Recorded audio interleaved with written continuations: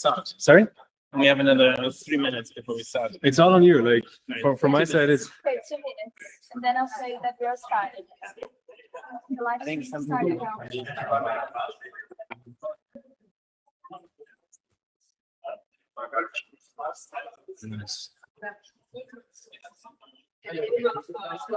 I will steal the pointer if it's fine for my. Ah no, I will leave it. Let's keep it. Let's keep it.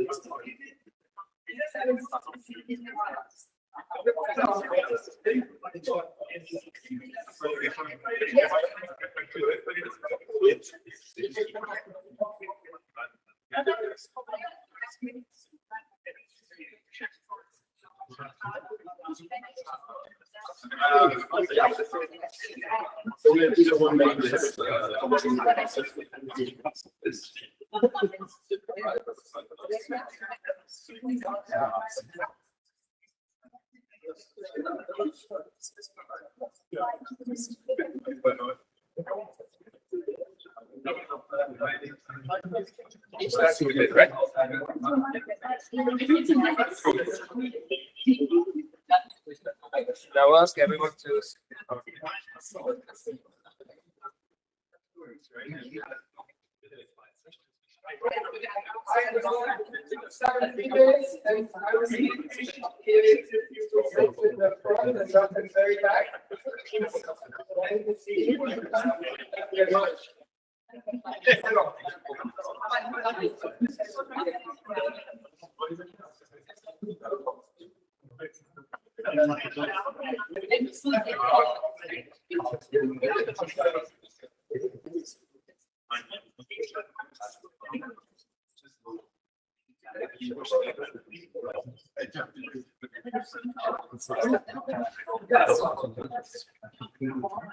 During the break, I went to the previous slides to make sure that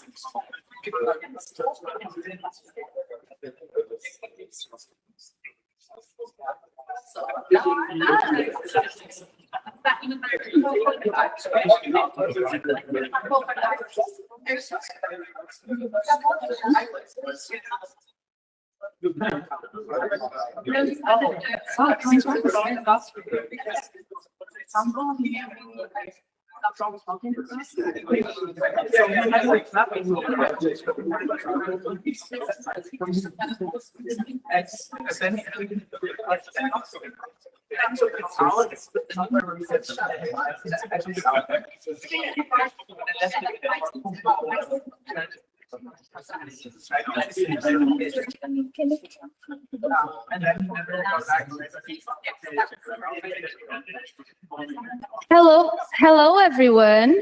Welcome to our second Climate Innovation Showcase here at Google. It's great to have you. Woo!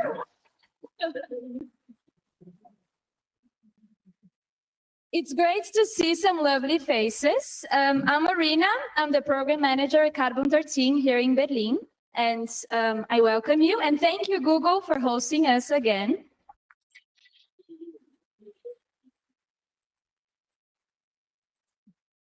A bit of the agenda. So we're going to start with, well, after I hand the microphone to Fabiano, we're going to have a hello from Google, then a welcome from Carbon 13 with Nicky. Then we have venture pitches, a break, the Frank Knowles Prize, the first keynote from Kendra from Siemens Energy Ventures, the second part of venture pitches, a second keynote from Christian from Carbon 1, closing thoughts, and then we have drinks and networking, which is, I hope everyone stays for that. This is the running order of our pitches. We have shifted, EcothermiQ, S2S, Rebase, Lorefully, Tenax AI, Forge Minerals, Intelligest, and Nanoplume. Our 9 amazing teams. Fabiano, you're up. We have a few words from Google.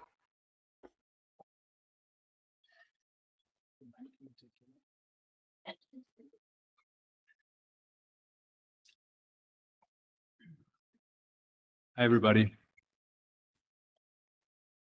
Okay, this mic works as well. Nice. All right, I'll share my screen real quick.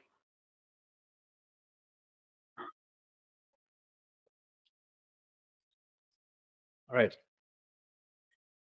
So first of all, it's nice to host this event like a second time. We did last year at Google, and we're very happy to be like the host for you and having such amazing startups pitching every year. So hello from our side. I thought of how can I put like some value in those 10 minutes that we have from Google Cloud to introduce ourselves.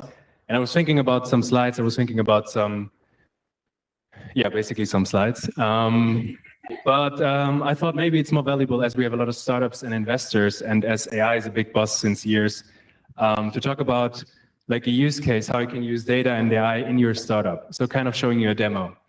And I will try to do this in 10 minutes. And what is the use case? So let's imagine I'm an early stage founder. I'm not working here, but I'm a founder. I consider starting a startup. And I'm really at the starting point. I have no money, I have no customers. So what I really want to do is I want to build an MVP to evaluate my idea. And I recently moved from one district to another in Berlin. And I was noticing that the air quality in my new district is way better than in my old. And I felt like happier. So I thought, nice, okay, I build a startup where people can actually put in their location and get back like a happiness score based on air quality data. So what do I have to do first? I have to develop an MVP. I want to get some data from people. I want to get their happy score. I want from 1 to 5 how happy they are. I want to get their location so that I can at the end use this data to train a machine learning model and have like my first MVP that I can put out to customers. And that's what we do in the next 10 minutes, probably 8 now. All right. So first thing, data collection. As a startup, I need some data, especially if I want to train a machine learning model. As I said, I have no money, I have no partners, I have nothing, so I have no data. What can I do? I can start with a Google form, right? I can ask like my family and friends. If the slide works, I can ask them. Now it should work. You might have seen like Google Forms, nice solution. I put together like a Google form where they can say how happy they are from 1 to 5. Putting in their latitude and longitude from where they're living, like basically their location. So I have some first data points that I can use for my machine learning model. Nice. And as you can see, I have at least some family and friends that took like some time to respond to me, and I have 13 people that came up with some data for me.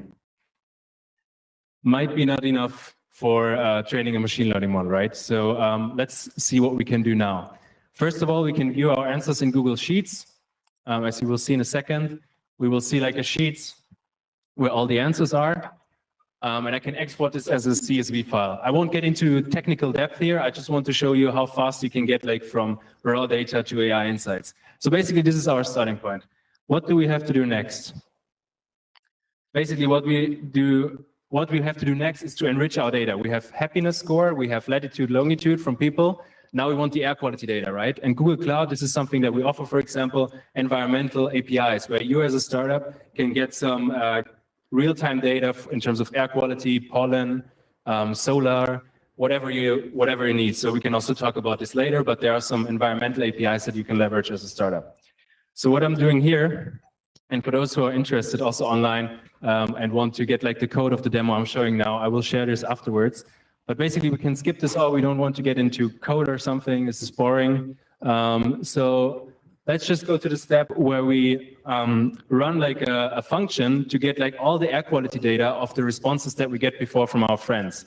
So at the next step, we have responses, 13 responses from our friends with their location, their happiness score from 1 to 5, plus the air quality data. And it just choose like 3 pollutants, get data from those 3 pollutants. And I'm not an expert, I just know that O3 is ozone, I think.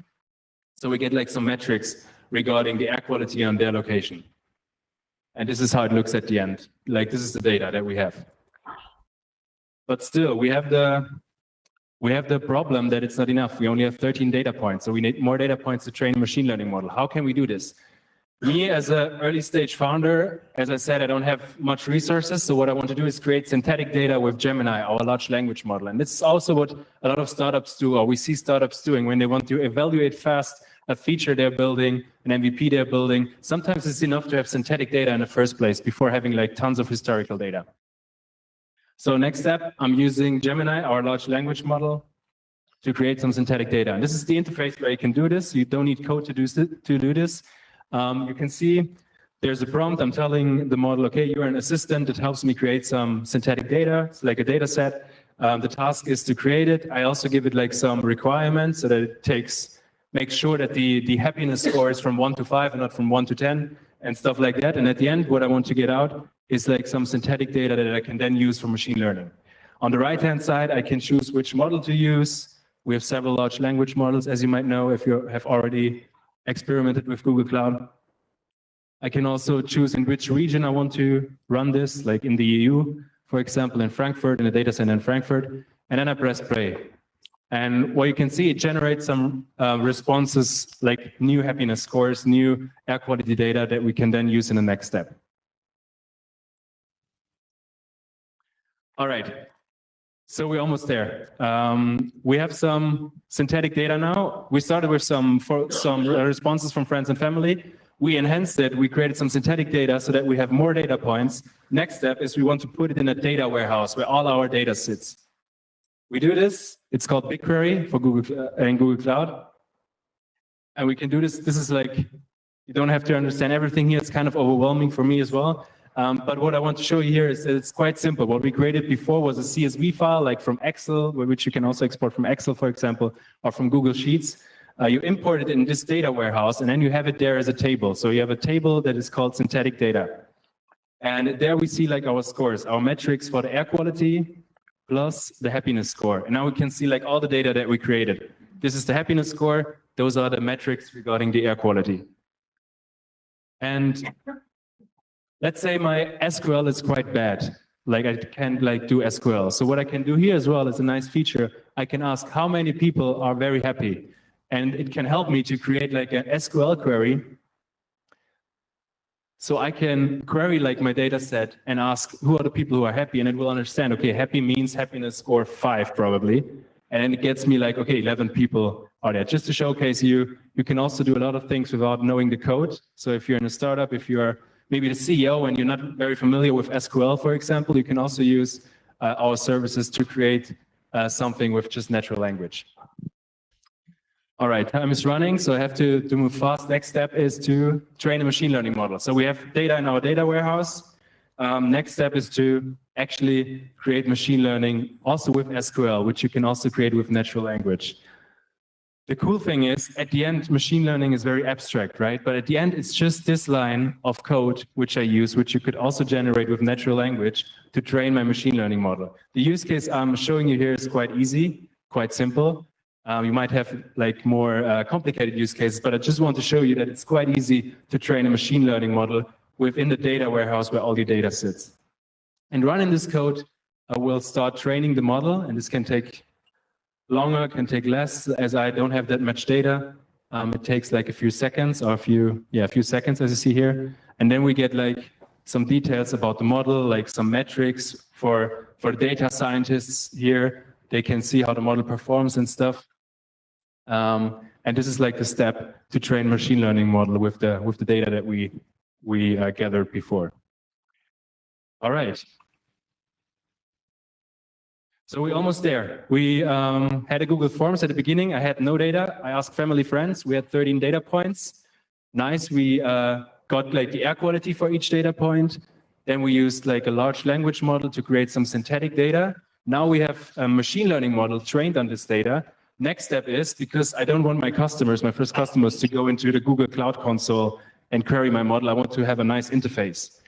And this is actually the last step here, to build like a interface where they can test my MVP. And hopefully your front-end developers are nicer than I am, because this looks ugly.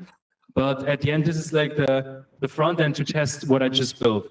And what we do now is I just copy paste the longitude and latitude data from this location where we're in right now, so the Google office, and I paste it in, and let's see how happy we are.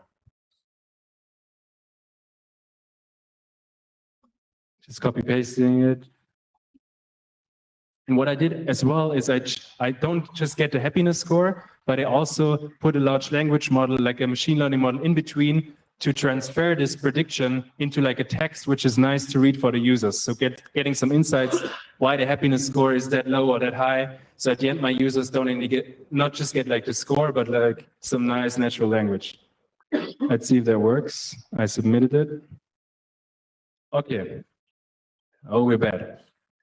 Perhaps a nice air purifier would help here. Your predicted happiness score is quite low. It's even minus, as I see here.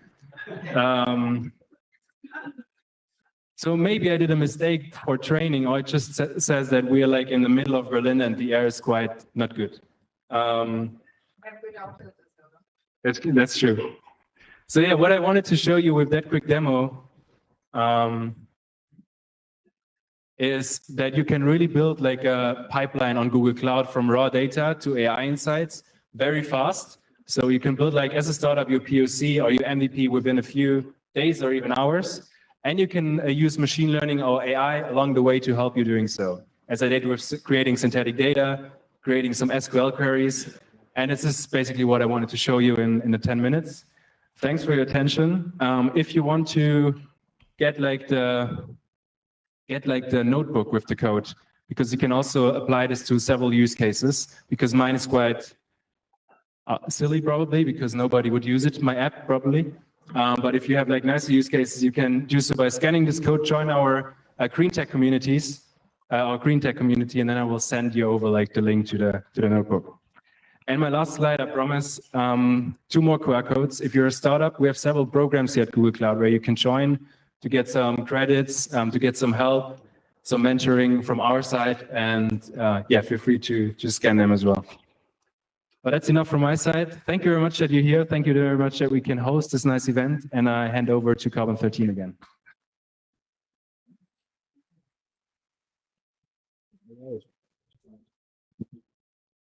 Thank you. Thank you, Fabiano. Are you applying to Carbon 13?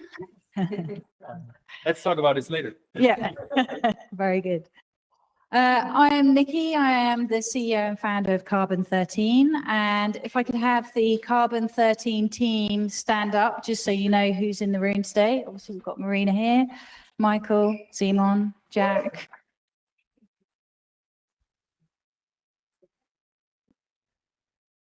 I think we may have some other key people in the Carbon 13 community here. And once again, thank you to Google. I know we've also got Siemens Energy in the room today. So always a pleasure to have you at these events. At this point, I'm going to pause and hand over to my son for a few words.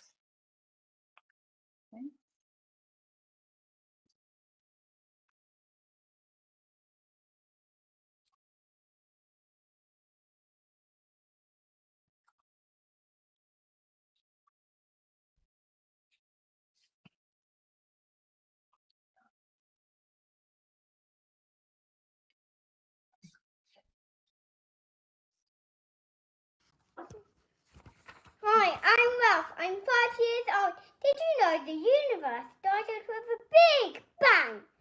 Did you know Earth is 4.5 billion years old?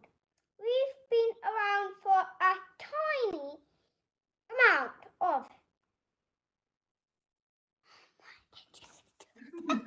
of its time. That's fine. Keep going and I can edit it. It's time. And we've had made a mess. The question today is, what are we going to do for the next 10 years? I think we can do amazing things.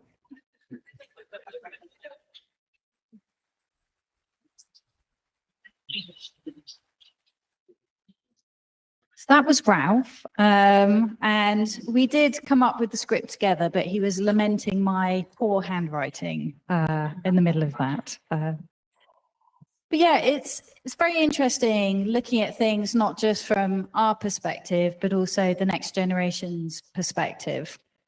In January, we heard the news from the World Meteorological Organization that based on 6 different data sets, we had the hottest year on record last year, where we breached 1.5 degrees.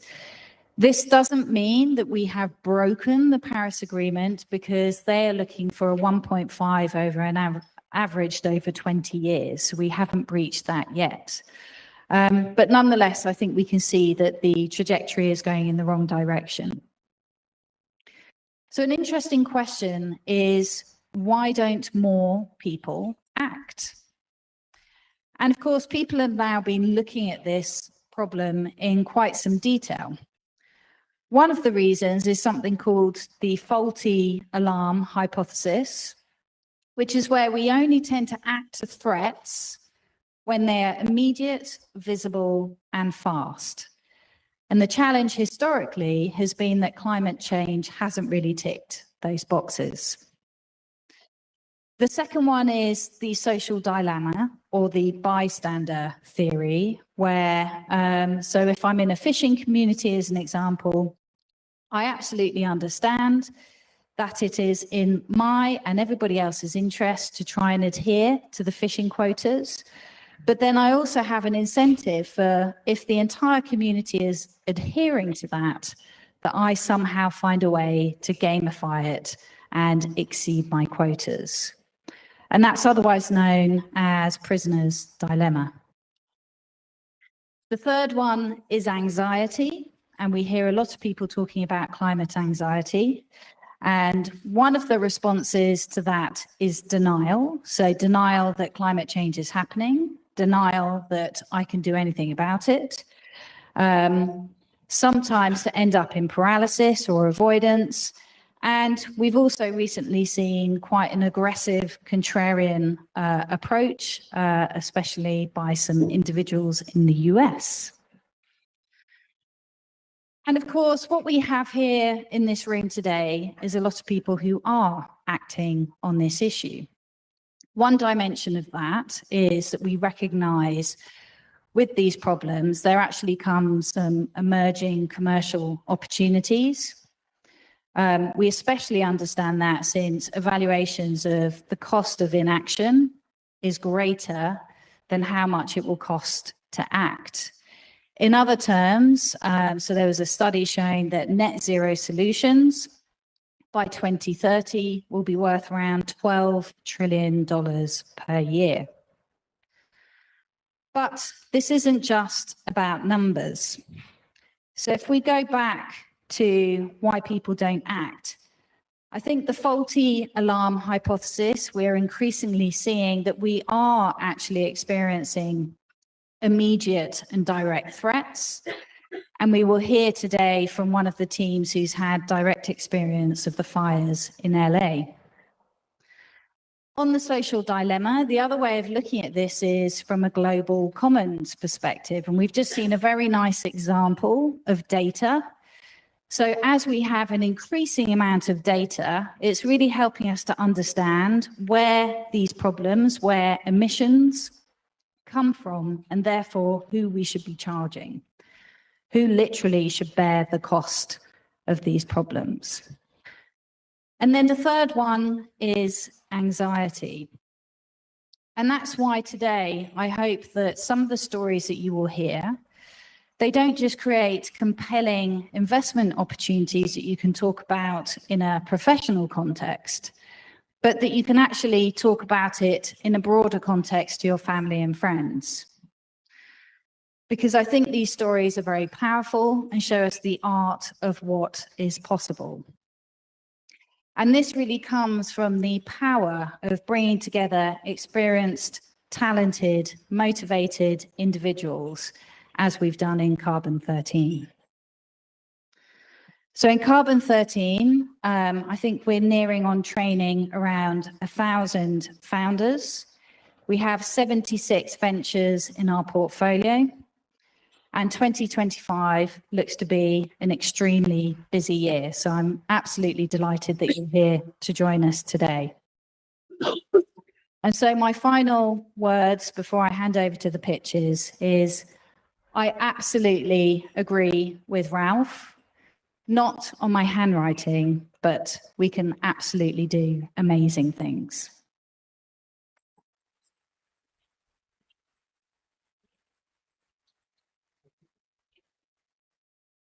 Thank you very much, Nicky. Cool. Yeah, I'm Michael. I'm the other co-founder of Carbon 13. Yeah, first of all, thank you very much for coming in today. By the way, can you hear me on this? No. No. But we can You can hear me, but you can't hear me like this. Okay. Maybe I'll try one of those. So yeah, without further ado, we're going to go to the pitches. And the first topic for the first startup is really one of the hottest ones in terms of the business case. It's energy. And in energy, what we find really interesting is that we believe that one of the big missing puzzle pieces that helps us to adopt renewable energy wide scale is long duration energy storage. And the next team is working on exactly that. And what's interesting that they're bringing together deep science, a strong commercial co-founder, and finance and ops experience together. So I would like you to welcome with me on stage the Shifted Energy team, Denise, Monica, and Simon.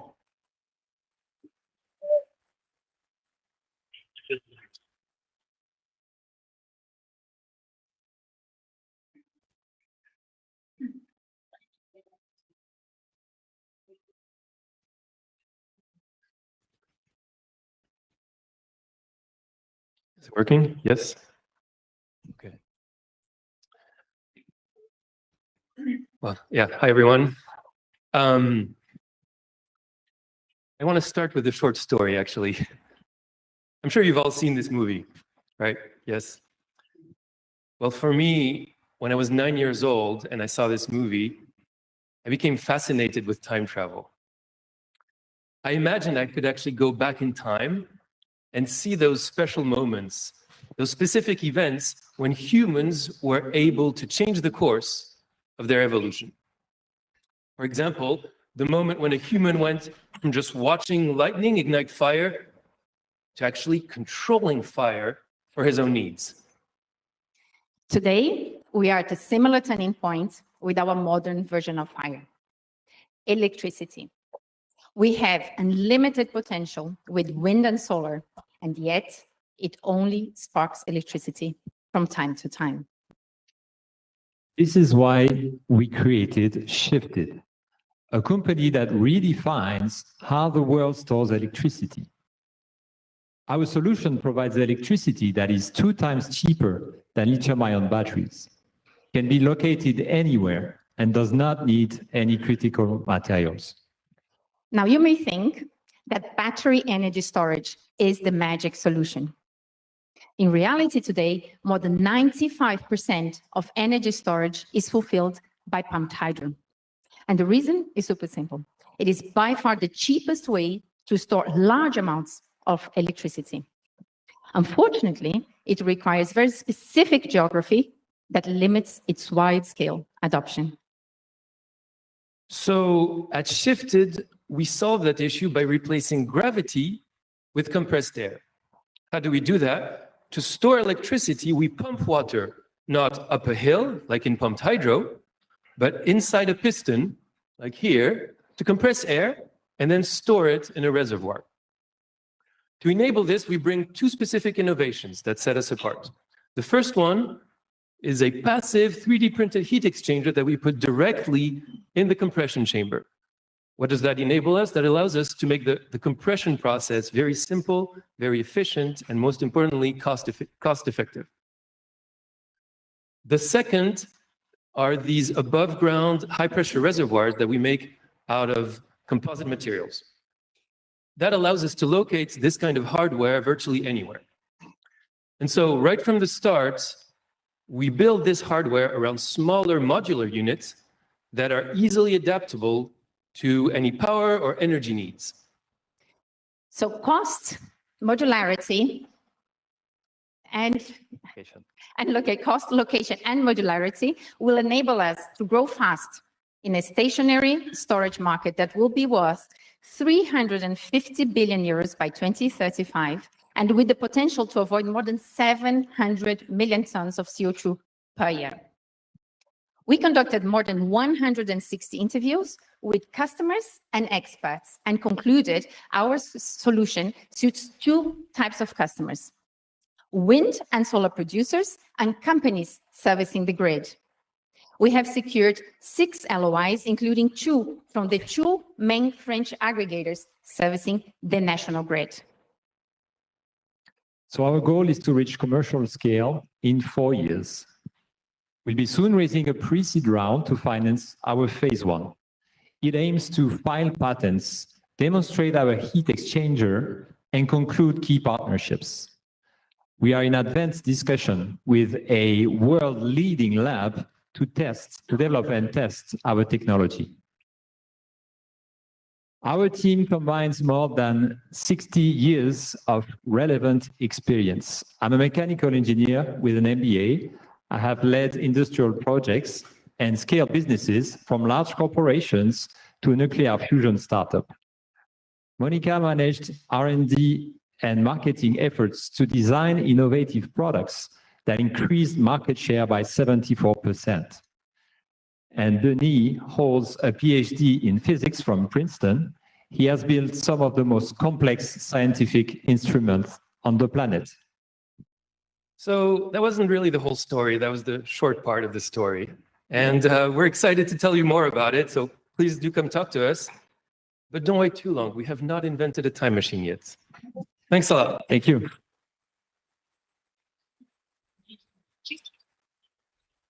Yeah, for sure. There's a few minutes for questions. So if you have any questions, please go for it. Yes. Iris?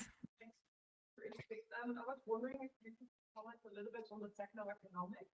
Like, let's say, what would be the levelized cost of storage? How would it compare to Yes. Do you want to repeat the question? repeat the question, please repeat, because we Okay, so I think the question is about the technical economics, and if you can give numbers or explanation about what we have announced, so half the cost of batteries.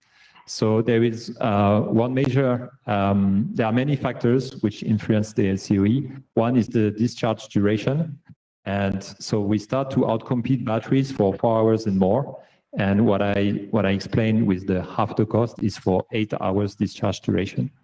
And then of course there are other factors that I'm happy to share with you, after the pitch.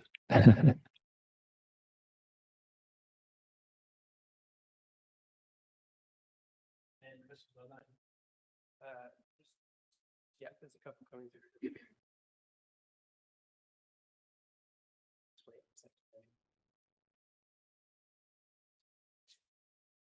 Yes, please.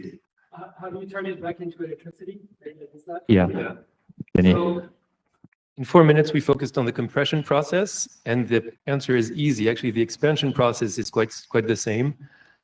Instead of using water to compress air inside a compression chamber, you fill that compression chamber that you see there in the middle with water, and you take the compressed air and push the water out, and use the same turbines as a pumped hydro system.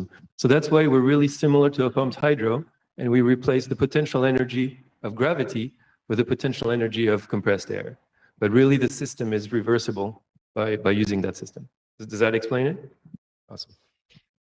Yes.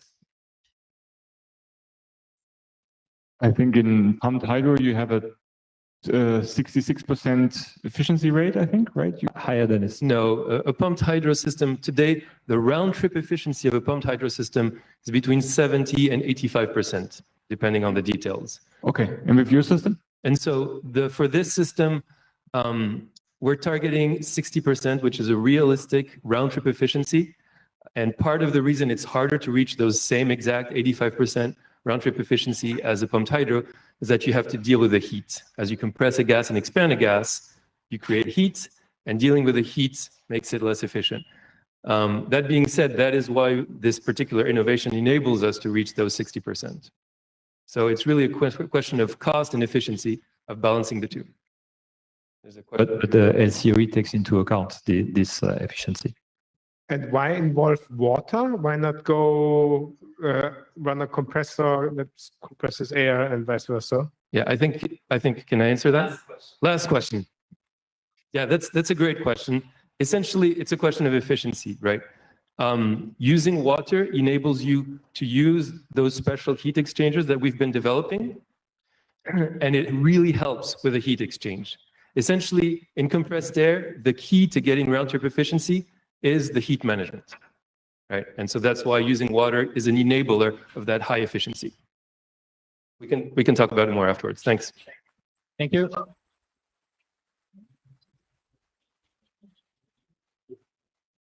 Well done, team. So our next team is working on one of these topics that we already heard about earlier, which is AI. Obviously, one of the hottest sort of investment areas at the moment. And I think what's interesting is this sort of combination of climate tech and AI that makes this very, very powerful. And the next team is really exciting because they're combining a serial tech co-founder from our UK program together with the UK founder, Chris. He has really strong connections to some of the groundbreaking research around green code. And the second co-founder is Olivier from France. He was actually the first employee at one of the largest acquisitions of last year. And then they brought together the third co-founder, a commercial co-founder, Anna Kim. And very excited to have those two tell us more about Rebase.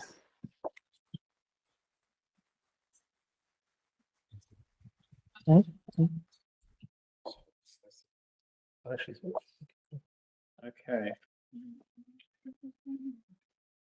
It's EcothermiQ.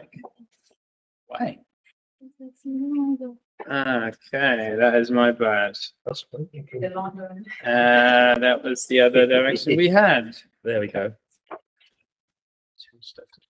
No problem.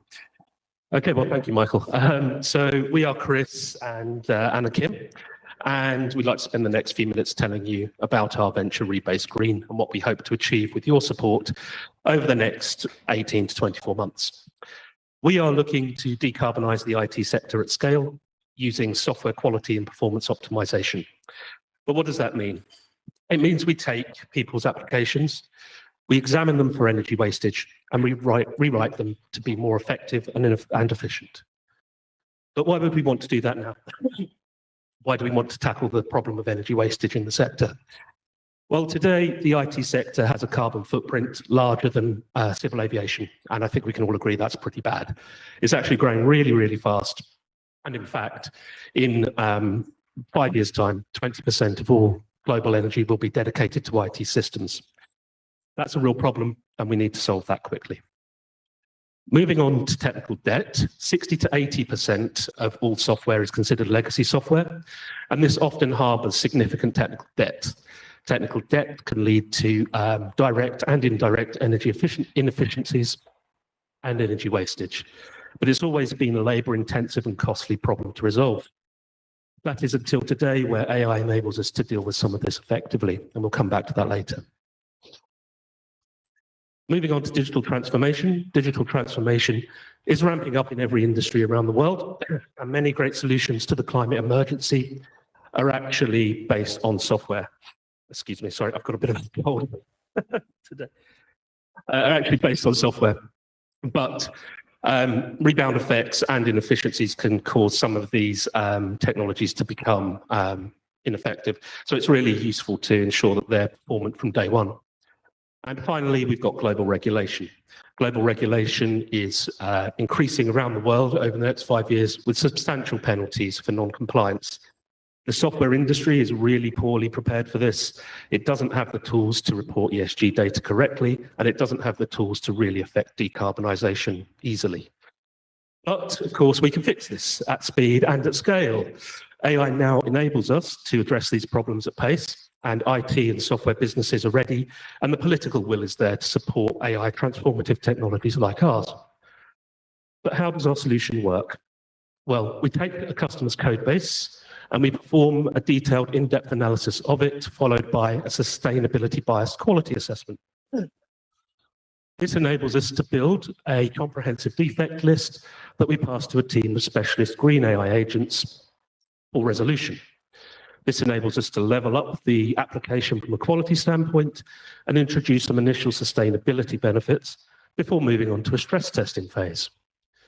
In stress testing, we benchmark the application, look for energy hotspots that are often paired with application pinch points, treat these as defects, pass these back to our AI agents, and over a series of iterations, our agents reduce these hotspots, yielding a green code base that is high quality, efficient software that runs at reduced cost and is backed by accurate ESG reporting data. Now over to Anna Kim to tell us a little bit more about our business model. Thank you, Chris. Hello, everyone. As you can see from our TAM, the market is huge, and we are aiming for 300 projects in the next 5 years, generating a sum of $220 million. We will operate a two-stage value-based pricing model, where in stage 1, for a flat fee, we will deliver a detailed analysis, and in stage 2, for an annual subscription, we will automate fixes, generate ESG data, and produce certifications at a cost of £25,000 per 100,000 lines of code. Our SaaS on-prem solution will be available to enterprise customers, licensed through direct sales and through the networks of others. Moving on to traction, while Rebase is its own entity, we're also connected to a 13 million euro multinational R&D project called Green Code. This project has already gained a significant amount of funding and traction with major commitments from 26 partners across Europe. At Rebase, we're working on our commercial MVP right now and have talked to over 120 potential customers already. There's strong interest coming from regulatory consultancies, academia, telecoms, and software businesses. And now competition. Today, no one is doing exactly what we're doing. Our closest competitors are providing AI co-pilots and static analysis tools, but we're neither of these and actually correct for some of the long-term issues they create. So what is our ask? We have a clear roadmap, and with your support, we want to raise £850,000 to secure our core team in the next 2 years, accelerate our MVP, and the launch of our first versions. Thank you, and back to you, Chris. Thank you, Anna Kim. So Anna Kim is our Chief Commercial Officer and an experienced sales director across Germany and the US. I'm Chris. I'm Rebase's CEO. I've been a digital innovator for over 20 years, and I'm also the Green Code project leader. Olivier, who can't be here today because he's just become a father, is our CTO. He is a regular speaker on sustainability at tech conferences and was the first developer hire at Canva.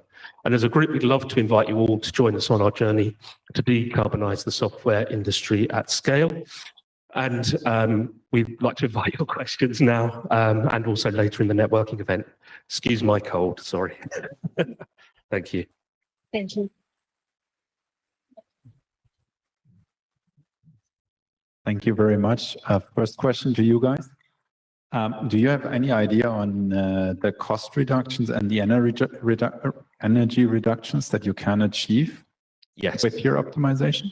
Yeah, so versus enterprise, for an enterprise application, excuse me, for an enterprise application, if you're looking to refactor that with our system, it should cost you 85% less than it would cost to do it manually with your own development team. In terms of energy savings, we're targeting a minimum of 23%. That's a very specific figure, but we think that we should be able to get up to 60% depending on the nature of the application.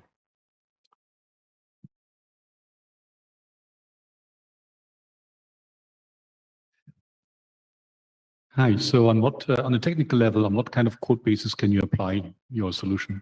So we are looking at all code bases, which is a big ask. In the research project, we're looking at things from C to Visual Basic 6 to Python to Rust to all languages eventually. But these code bases are across all verticals as well. So it's a real mixed bag of things. We're getting direct use cases in specific verticals for SaaS products, for engineering products, for academic simulations, and so on. So it's a vast range of things. Thank you. I was just wondering, what's your ideal customer profile and what are their incentives to pay for this solution apart from being more sustainable? So overall, technical debt has a huge cost. I don't think we've got a slide for that in here. Actually, maybe we do. Let me just, oh no, we've not got that slide anymore. Okay, technical debt comes with a huge cost. It comes with a guide cost of around $3.21 per line of code. So if you consider that as a cost against your running cost of your application, there's a real incentive to drive that efficiency improvement. Excuse me. Thank you very much. Thank you.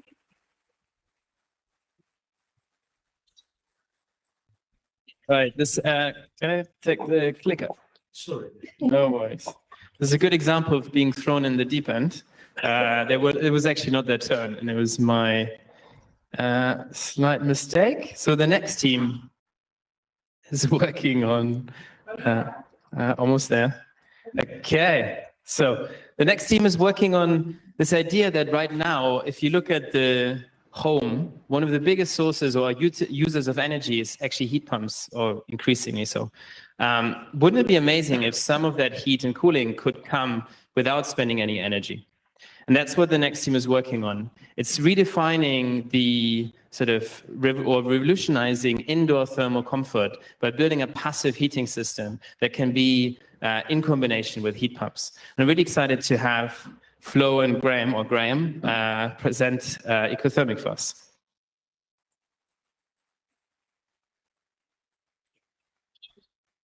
Thank you. Are you comfortable?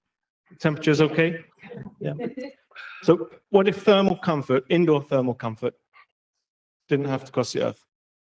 So thermal comfort is that feeling of being at ease within your space, where the indoor climate, the temperature, is working in harmony with your general well-being. For many of us, we have to face or endure spaces that work against this. Inefficient, uncomfortable spaces that drain our energy and mood, be it in the home or in the workplace. I'm sure we've all experienced this. It's a problem that we all face. It doesn't have to be this way. As Nicky said, where is Nicky? As Nicky said earlier, up behind the pillar over there, 2024 was the hottest year on record. Heat waves and cold snaps are becoming more and more frequent. And it's becoming that staying warm or cool within your space is not only about comfort, it's for a lot of people, it's now about survival. So what do? Many of us turn to air conditioning units, gas boilers, heat pumps. That means increased energy bills that hurt you in your pocket. It means higher CO2 emissions, with much of the world's energy still being generated from fossil fuels. And it means grid instability at peak times, leaving you and your loved ones vulnerable. If you care about your family, your home, and the planet, you want to make the right decisions, but the choice feels impossible. The options just aren't good enough. There has to be something better. Well, here is something better. Imagine a special box that you put on your outside wall, and its job is to keep the air inside your space just right. Not too hot, not too cold. It's like a cozy hug for your space. Inside the device, there's a thermal storage battery that allows us to make use of that heat, to deploy it when it's required, or to use it to provide buoyancy to the air. The device is an IoT-connected one.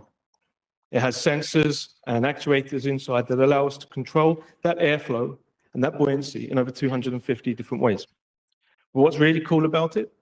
It doesn't use any power from the grid, which saves you on your energy bills, approximately 30% on your annual heating and cooling cost. It's also better for the environment, with each device saving approximately 4 tons of CO2 emissions over its lifetime. And it improves indoor air quality, with the filtration system keeping the pollen and the pollution out, which will help here with Fabiano's, what was it, minus 0.94 happiness score.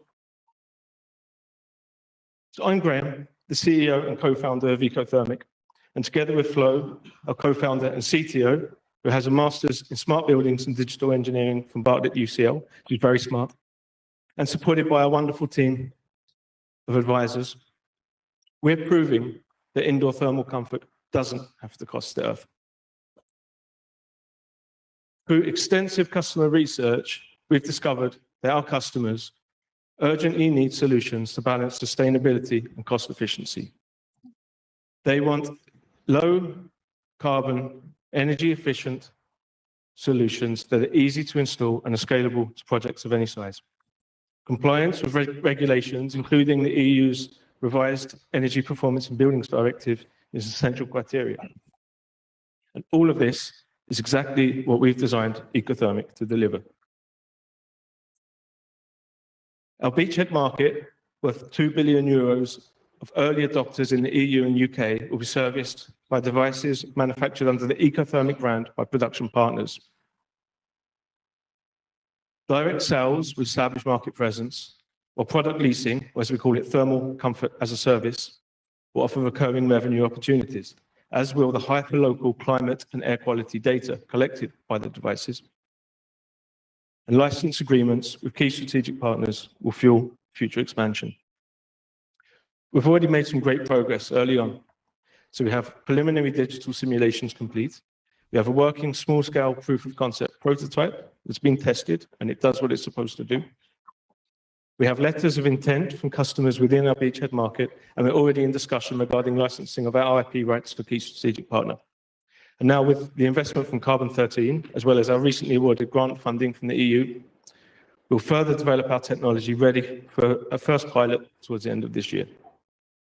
So join us on our journey, whether it's by participating in our upcoming investment round or by learning more about our tech and opportunities for pilot. You can scan this QR code to get in touch with us or speak to me afterwards. We spend over 90% of our time indoors. Let's create spaces that comfort us and care for the planet. Comfort for today, care for tomorrow. Thank you.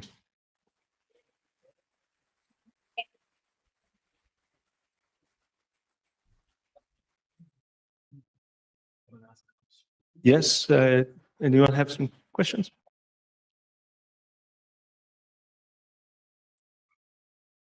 Thanks for the pitch. For the 30% saved on heating and cooling, what type of customer profile is that for, and in what geography roughly? So that's taken as an average across various geographies. Unfortunately, my technical co-founder Flo's not here. She's much more equipped to answer that. But we looked at data from Nordic regions, from temperate regions, for example, here, and also in the, I think from, I don't remember, but Mediterranean climate. Taking an average of that data, as well as various construction types. So we're looking at traditional construction, we're looking at retrofit of traditional houses, and we're also looking at modern methods of construction, so like passive house or lightweight buildings. It's taking an average of all of these to come to that number. And is the focus just residential or also C&I? Currently, yes. We think our beachhead market is residential for various reasons. We may find that that we're wrong. That's quite possible. We feel that we may have a good opportunity in warehousing and storage as well, but we'll see. We're still working out some of those details as we get there. And it's likely our first pilot project will be a commercial property, just because it's easier to access the building and access the equipment in order to get the data we need. Thanks.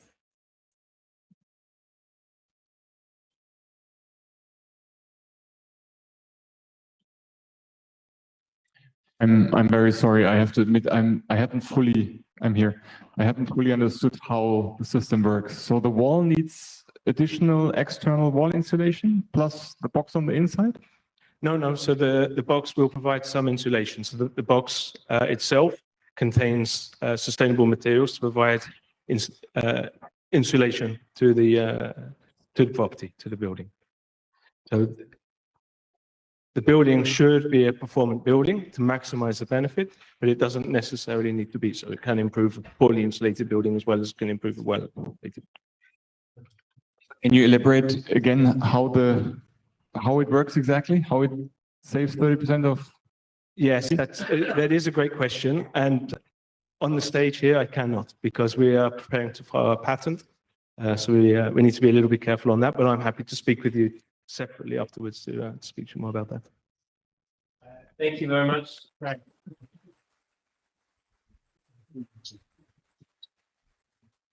So, yeah, to the next team. Did you know that in Germany, the recycling rate for e-waste is about a third below the mandated rate of the EU?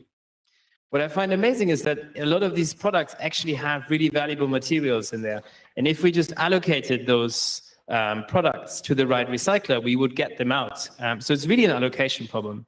And what we found interesting in the next team is that whilst they were in the program, they already had a POC with one of the largest electronics retailer in Germany. So I'm very excited to have now Sanchit, the CEO of S2S Dynamics, tell us more about how they do this.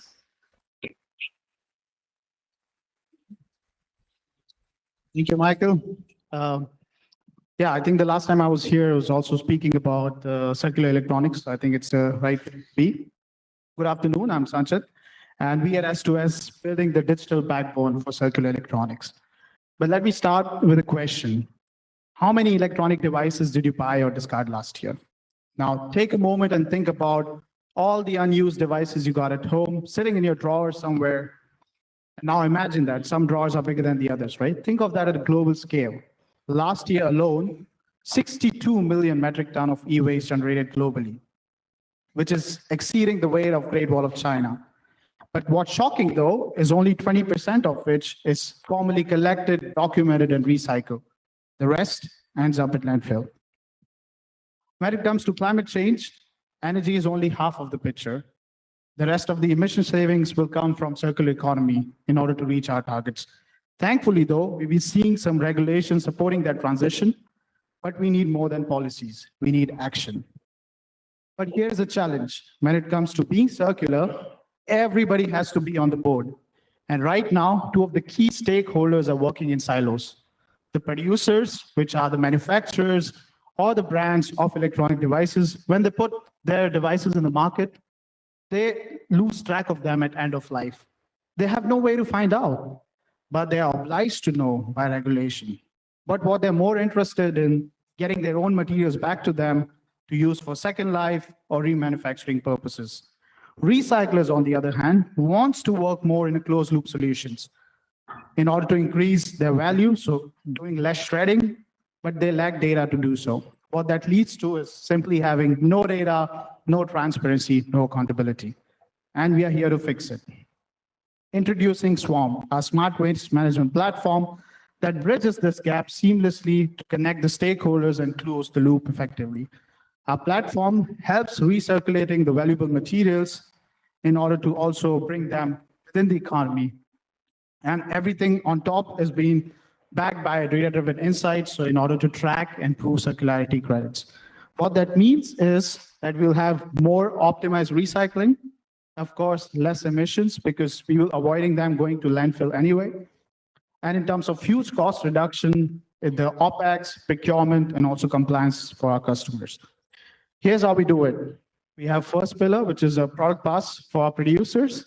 We create a digital twin for their devices and also transform all that unstructured data to be more shareable. Second, which is our core, where how we connect that everything within our partner into an ecosystem with the smart matchmaking algorithms.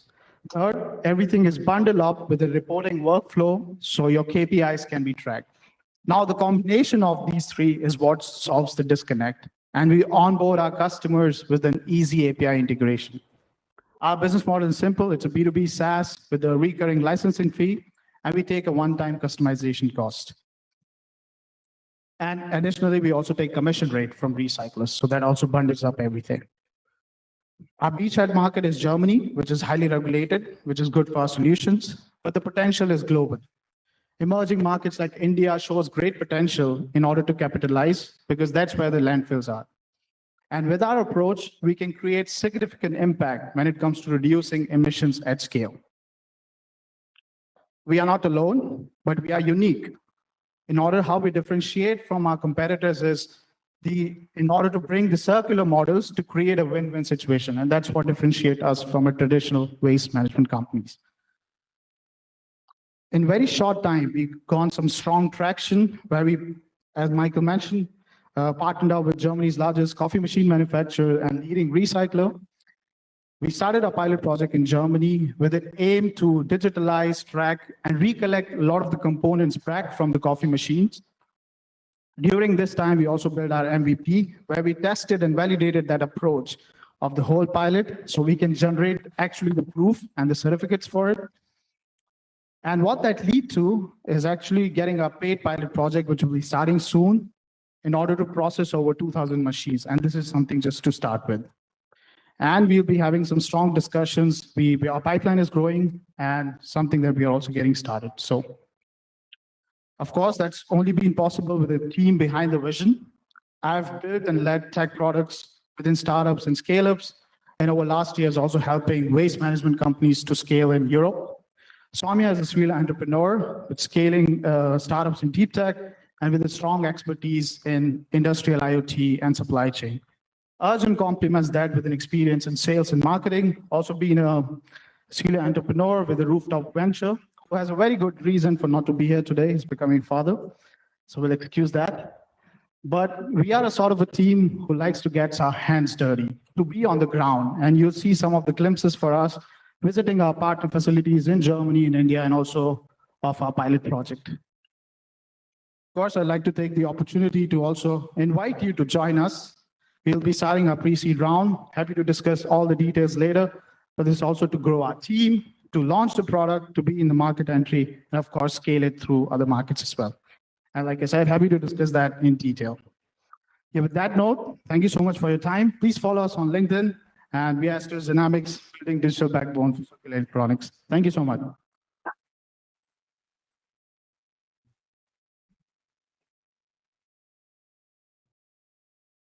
Happy to take questions.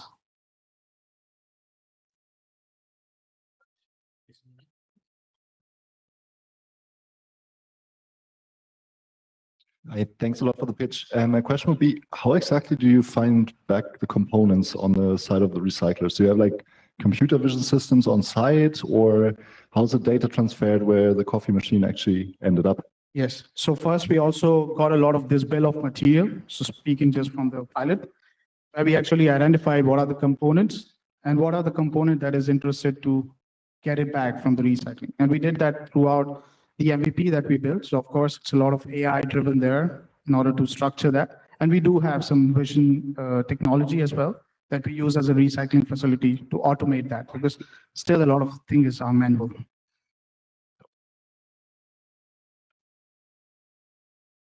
But we have an idea to implement CV into the next step of our product systems as well, because that's quite important as well. So. Question from online. How does your platform address complying with increasingly stringent e-waste regulation? So, I mean, we've been seeing like sea of compliances coming in, and that's why it's very hard to keep track of everything that comes in. And this is something we also address during the projects, and we've been speaking to our clients, where most of the time they're not even aware about the compliances that they have to comply, because it comes really strong, very quickly. So we have built like actually a feature that does that process. So it tells you what exactly the data they need, how they can comply. And if they don't do it, what is the proposition for them, or like the opportunity that they're losing. So we take care of that feature as well. Any other question?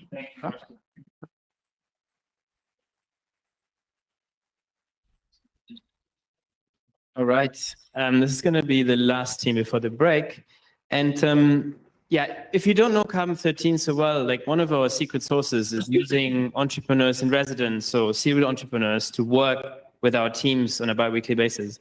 And yeah, for us, it's just great to see how they think and how much you can look forward when you have done the journey 2 or 3 times before. When one of our entrepreneurs in residence came to us and said, He's brought together a team from his last startup, and they would like to go again. We were very excited about that. So I'm going to welcome Amrit, currently EIR at Carbon13, but also now CEO, co-founder of Lorefully, to tell us more about their company.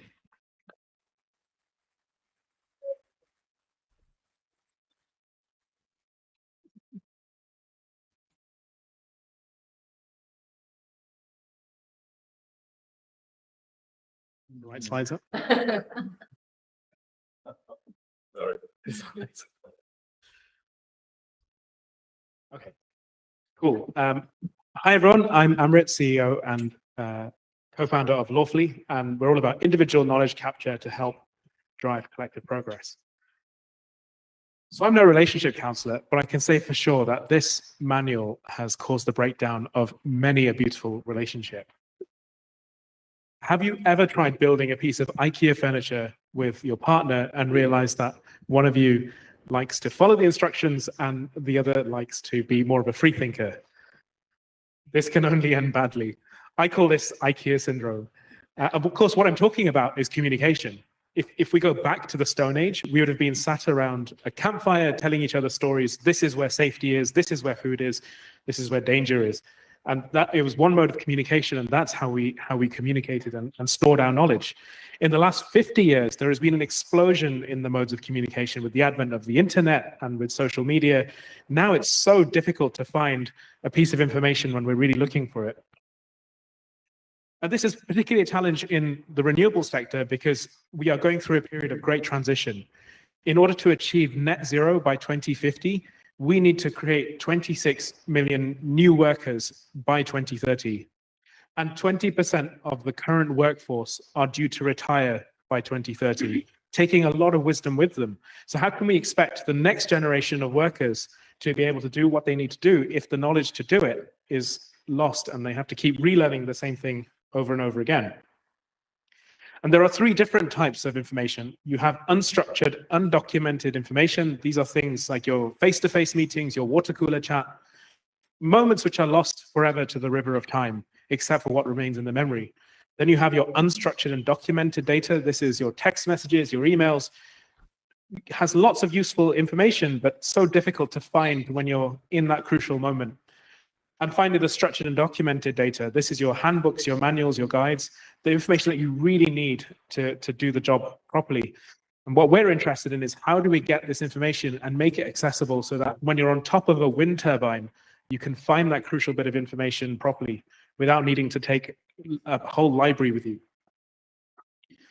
90% of corporate documentation exists in this unstructured, undocumented phase. And this is a huge, huge challenge because when people leave organizations or they retire, they take this knowledge with them.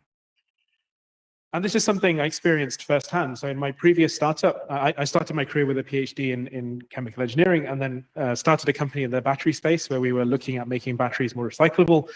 And it was so frustrating to have the situation time and time again where you would train someone in how to do the job and they would get quite good at it. And then they would move on to the next role and you'd have to relearn that again. And I'm very fortunate to be joined by Barry and Paul. Paul is our a PhD in machine learning, in AI, both postdocs in the UK and in the US and Denmark.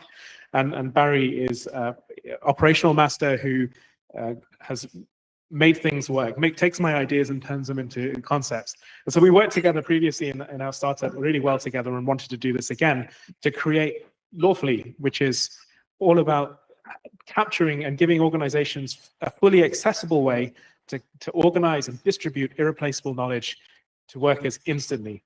So that when a problem is solved once, it's solved once and for all.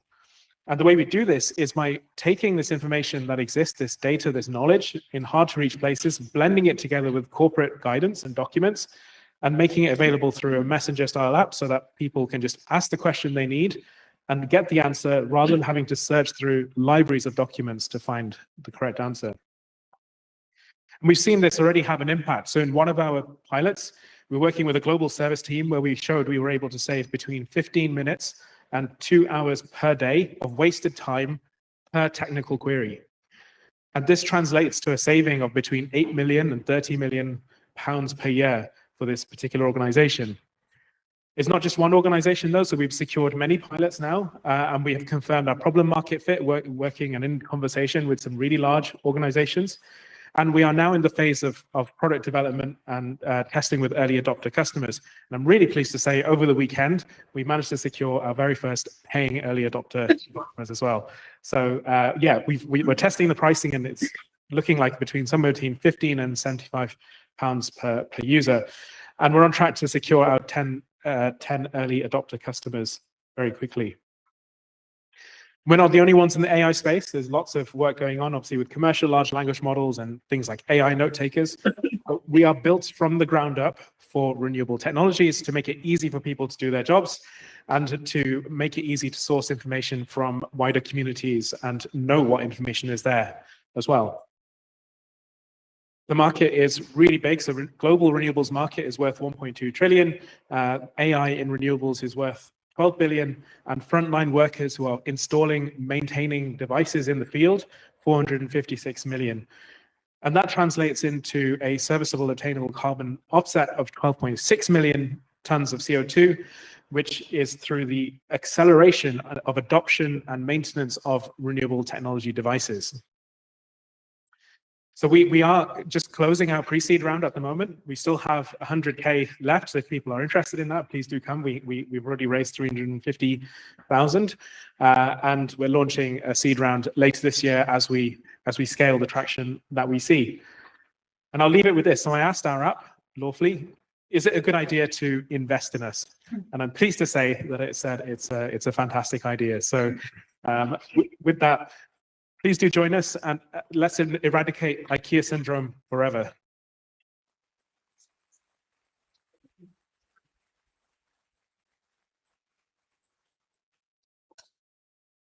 So I'm happy to take any questions that may be in the crowd. I've done such a good job, there are no questions. Perfect. What did the news about the new sort of Chinese AI startup in the US do to you when you're thinking? It's a really good. Can you repeat the question? Yeah, so the question was, what is the latest news about DeepSeek, AI model from China? What does that do for us? Actually, it's really good because firstly, it shows that there's a huge amount of potential in application layer AI, and the second is around data security as well. So, and then the third thing actually is the fact that we can have AI models run at a much lower energy cost, that they take less time to develop as well. So I think it's generally quite a positive thing for us as we scale. I think there's another question. Yeah, thank you. What is the setup time per company when you decided to join you? The setup time is actually very quick. So usually it's limited by the company to giving access to files and documents. And then once that bit is set up, that's typically a couple of hours, then it's up and running, and people can get going. Question here? Why can't companies just use other knowledge management systems, and why do they need this? Yeah, it's a good question. The question is, why can't companies use other knowledge management systems? It's not so much that there aren't other knowledge management systems. It's more actually that there's so much information across lots of different spheres, lots of different modes of communication, that it's difficult sometimes to access those. So you could manually sit there and write stuff down, which is the traditional old way of doing it. But this is also one of the hardest ways as well, because who has the time to sit and write everything down, even though it's really critical? And so it's always the task that gets pushed back in the queue. And so what we are doing is making it really easy for companies to integrate this into workflows and capture that knowledge organically, so you're not asking experienced people to take time out to write this all down at once. So that's how we're doing it. Any other questions? So final question back there. What's the incentive for a customer to use your system versus feeding their information into ChatGPT or another more well-known LLM, for example? I'm so glad you asked that question. It's really good. So the big problem you've got with commercial large language model like ChatGPT is, it's pulling from so many different sources. First of all, you don't know where your data is going necessarily when you put it into a system. And second of all, you don't know if the information you're getting back is absolutely correct. Our system is more like a sandbox. It's only drawing from the information that's put in there. And the second point is that it's the ability to generate the data as well from what people are doing. So with ChatGPT, for example, it's not going to organically build that data set that you need, which is capturing the way you are doing things within the organization. So that's a key point of our system, is that ability to create the data and then also source that data from within the community as well. Thank you very much.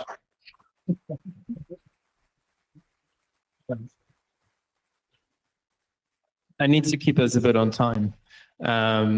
Cool. So yeah, we have a 10-minute break now for a few years, and we really believe or share this passion for climate entrepreneurship, that entrepreneurs can make a dent in this fight against climate change, and also to bring more women into this, into climate entrepreneurship, but in specifically climate entrepreneurship.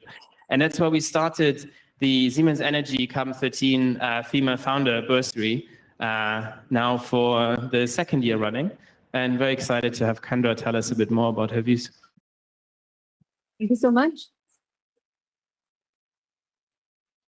And thanks for having us here. I also have my team over there, so if you want to reach out to any of them, there's two.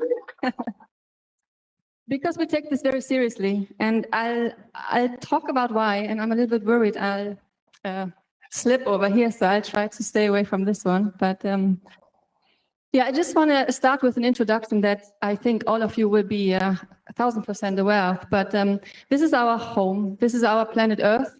And it's beautiful, especially when you see it from the planetary perspective, from being in space. And while it's incredibly beautiful, it's also incredibly vulnerable, because it's only protected by a thin layer, the atmosphere. And with every single gram of CO2 we emit, we set our home on fire. And it's funny that we know this, but it takes so much effort to actually move and do something about it, which is also why we love to work with the Carbon 13, because this is really a purpose-driven venture builder that does the right things at the right time. And actually, we need to speed up a little bit, I think. So while we are talking, we emit more than 59 gigatons of emissions every single year. And most of them are coming from the energy sector. So that's, 24 gigatons just from energy alone. And then the majority is made up of hard-to-abate industries, which they're called hard-to-abate for a reason, right? So when you look at Siemens Energy, so that's the company I'm leading the ventures team for, we are an energy technology company. So if you think about our impact to combating climate change, about 1/6 of today's annual power generation is based on Siemens Energy equipment. So you can kind of get a sense of the responsibility that we kind of carry and the impact we can make if we do the right things at the right time. So our job really is to avoid emissions, reduce emissions, and remove emissions, so that we basically save our beautiful planet for generations to come. Now, I'm heading the ventures team, and we do basically three things.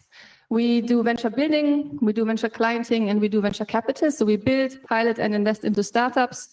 And this is probably another connection that we found with Carbon 13 is venture building is probably the hardest thing I've ever done in my career. I think that's probably also going to be the hardest thing that you will ever do in your career. But without people like you, this will not change, right? So it's worth every single tear. It's worth the blood and sweat that you produce. And we are really grateful that you do what you do. So with that being said, I want to talk a bit about this little picture. And obviously you can see I'm female. And why have we done the scholarship, right? Why have we done the bursary? So I've been in the energy business for my entire career. That's more than 24 years now. And it's been a little bit like this. It can be quite lonely at times. You find yourself being alone in meetings as a woman.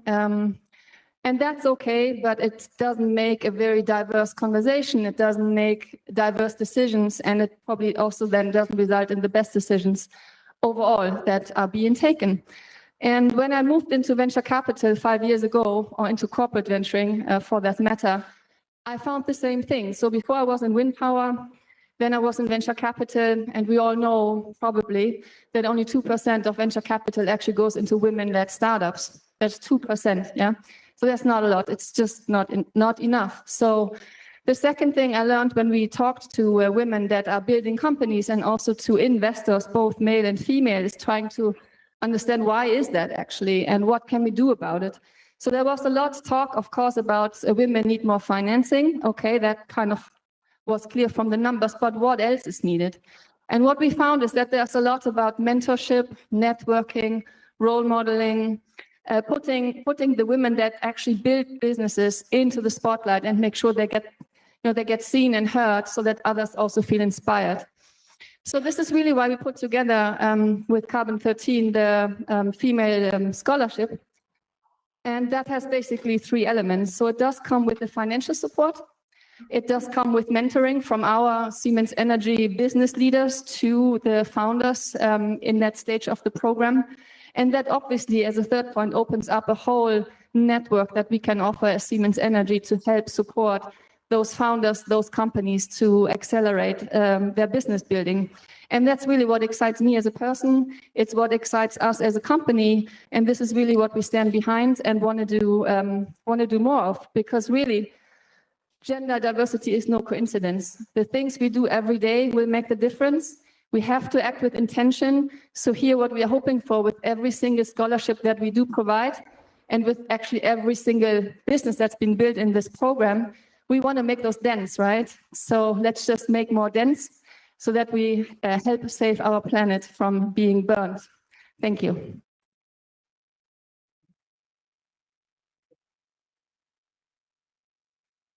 Thank you very much, Kendra. Are there any questions for Kendra? There's one up there and one back. Well, we're gonna take the question back there because this is your colleague.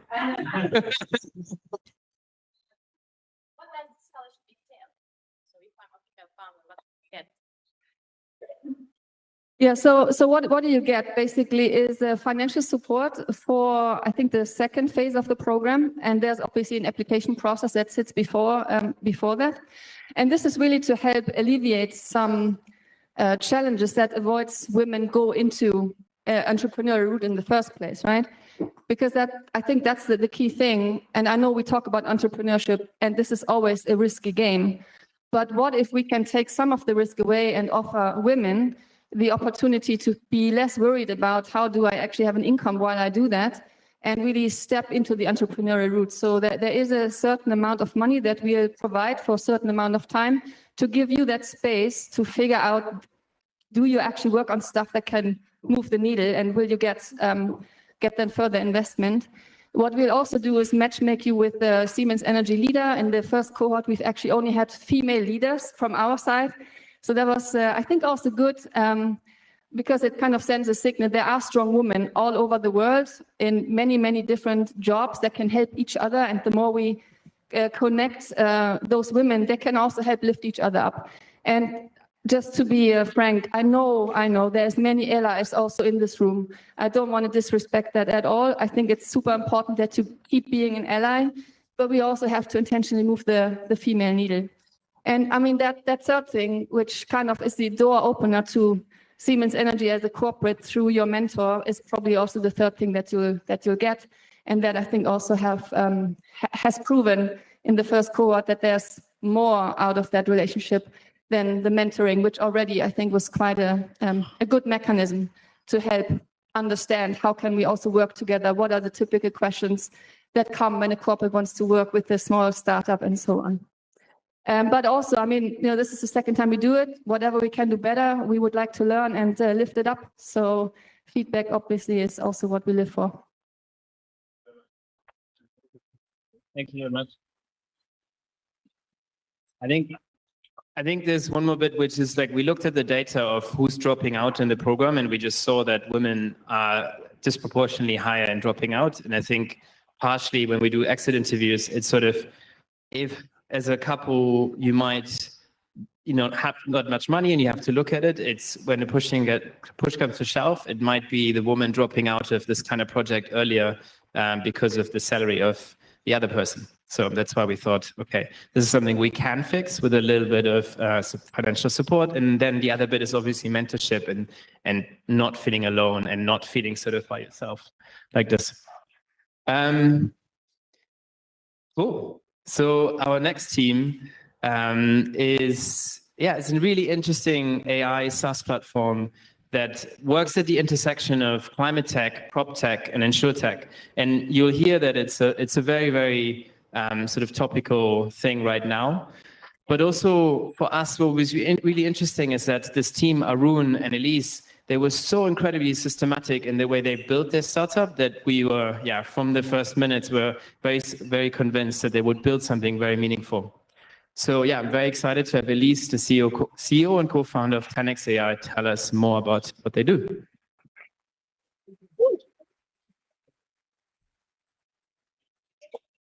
Hi, good afternoon. I am Elise Byrons. I am co-founder and CEO of Tenax AI. And we are building software that enables property insurers, inspectors, and homeowners to understand and manage risk at the individual property level. Essentially, what we're doing is helping protect residential property and its insurability from extreme weather. So for the next few minutes, I'm going to take you on a little bit of a journey to tell you how my co-founder Arun and I began and how this journey came to be.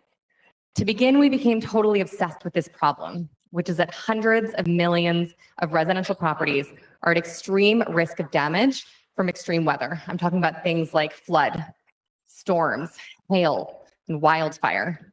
And what we came to realize, if we talked to hundreds of people in this space, is that insurance loss ratios are only going up, and it's only going to continue to get worse, leaving hundreds of millions of homeowners uninsured, and additionally, leaving a massive and devastating environmental impact when those properties burn and have to be rebuilt. And so, a few months ago, I relocated to California, and we chose it as our first market. And we decided that wildfire was the first hazard that we were going to tackle because we understood what was happening in that ecosystem. And then a few weeks ago, I quite literally watched from my home, and I could see the fire moving across the mountain, devouring homes and changing lives. So far, more than 15,000 homes have been impacted, destroyed, or damaged, and the situation is very much still unfolding. And so what you see behind me are some images from the LA fire, including a few of properties that survived in what you would think is against all odds, but thanks to, in part, the right mitigation strategies that have been put in place. And so that brings me to our mission, which is to protect residential property and its insurability from extreme weather. And the really, really cool thing about this is that we know without a shadow of a doubt that this is possible. It takes $1 of the right resilience and retrofits in place on a property that can help save sticks in disaster and recovery costs. So before I go any further, I just want to introduce myself a little further and tell you that my co-founder, Arun. So I have spent 15 years working across sustainability and climate roles and was formerly Chief Operating Officer of a sustainability data and analytics scale-up. Academically, I have a Bachelor's of Science and Master's of Science spanning forestry, environmental science, and social and behavioral psychology. My co-founder, Arun, who is CTO, has spent 15 years building software products and has a PhD and Master's in applied machine learning. Prior to founding Tenax AI with me, he led product at a tech company building software solutions for the motor insurance industry. So you can see we're the right people for what we're building. I'm going to take you now through a very brief demo, a little look under the hood, as it were, of our product. And again, what we're building is hyper-personalized property risk assessment, prevention, and ongoing monitoring software that serves a few stakeholders: property insurers, inspectors, and homeowners. So what you're going to see here is behind the hood of our MVP right now. So one would enter their address, and then they would ultimately receive an overall risk score. But how does this happen? Images are collected on the ground, either by a person, an inspector, or a drone, and they're fed into our system. What you're seeing is our proprietary machine learning algorithm, which analyzes that imagery and addresses and identifies different features like vegetation, windows.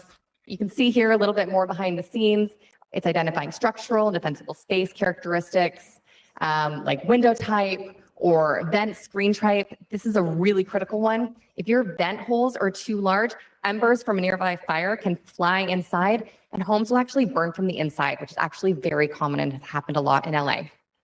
But we don't just take data at the ground level, we also take satellite and aerial data. It's critical for us to know what's happening at the community and regional level, and also to be able to monitor over time whether changes have happened and whether somebody needs a nudge to make a change to protect their property. And then lastly, what we provide is tailored recommendations specific to an individual property and all of its features on how to make resilience retrofits and bring that risk down. So very excited to share with you all that our MVP is live and we have our first 2 pilots coming up very soon, both in California. One pilot is with property inspectors and another is with insurance education and resource platform that's deeply embedded in communities.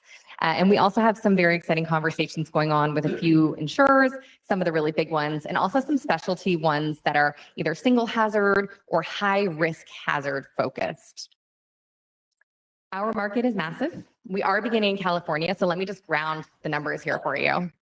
In California alone, on the single hazard of wildfire alone, 1.4 million homes are at risk of damage and destruction. So over time, as we expand the wildfire product to other states and countries, and then we expand beyond just wildfire to cover storms, hails, winds, floods, our market is massive.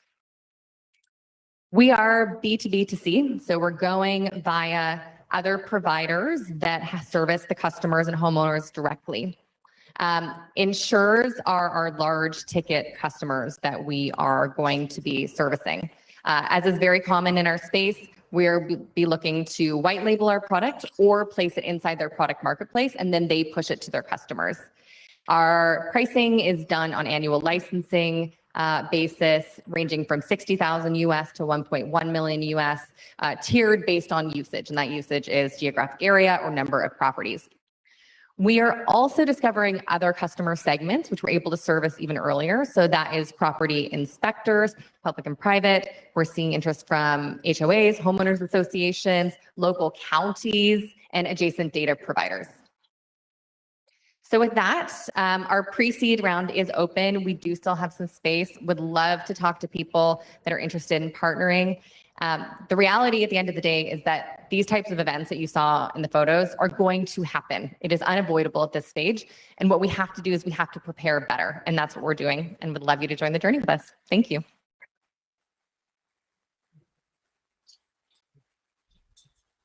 I'm happy to take some questions. Yeah. Just to understand the customer journey, the picture you've shown from the outside of that house that you analyze, where does that picture come from? Do I have to upload that picture or do you get it from Street View or what's the source? Yeah, great question. So there's a few different ways we can actually ingest those images. Our software is actually agnostic to where the image comes from, but we will ultimately have a mobile app that we'll provide to insurers that they'll place in their marketplaces. Because when we're talking to some of the really big insurers right now, they're pointing out that the hardest part is getting that engagement or having the actual tool to put in their hand. So that's where they gather and put products from ventures like ours into their marketplace to push to their customers. Other places we're getting that data is in a lot of cases, insurers have actually got banks of images that they've already gathered from homeowners. So I can't tell you how many times in California I have heard people say, my insurer sent me an email, it was a long list of questions, I have no idea how to answer them, and they want photos. And it's this long drawn out process. So they have a lot of photos banked already. So some of the insurers we're talking to already have the images banked and they're figuring out how to analyze them at scale. Another thing that we're exploring, and this is really interesting in California, is the use of drones. There's some great opportunities for us to bring that in. Insurers are starting to use that already. And so that would also additionally take out that step for a person on the ground. Last thing I'll say is in terms of who on the ground would take the images, it could be the homeowner, but currently we're talking to property inspectors because they're already networked in the communities, tied to the homeowners associations, tied to the local counties, and doing these very analog inspections, often with pen and paper, clipboards, phones, and going home to write the report. So we help speed up that process. Yeah, lots of entries. Yeah. So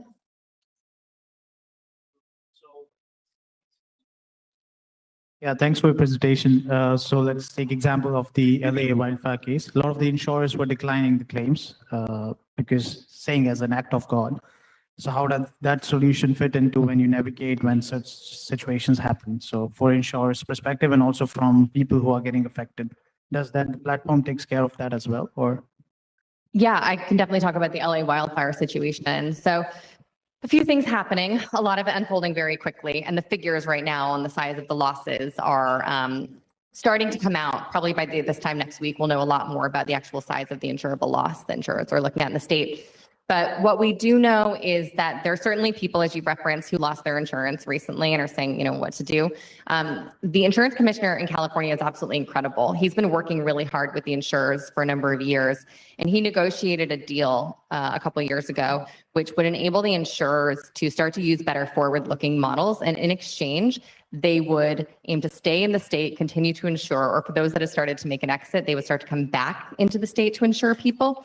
And they would also agree that they would start to take into account, and this is the really cool part for us, individual mitigating factors at the individual property level.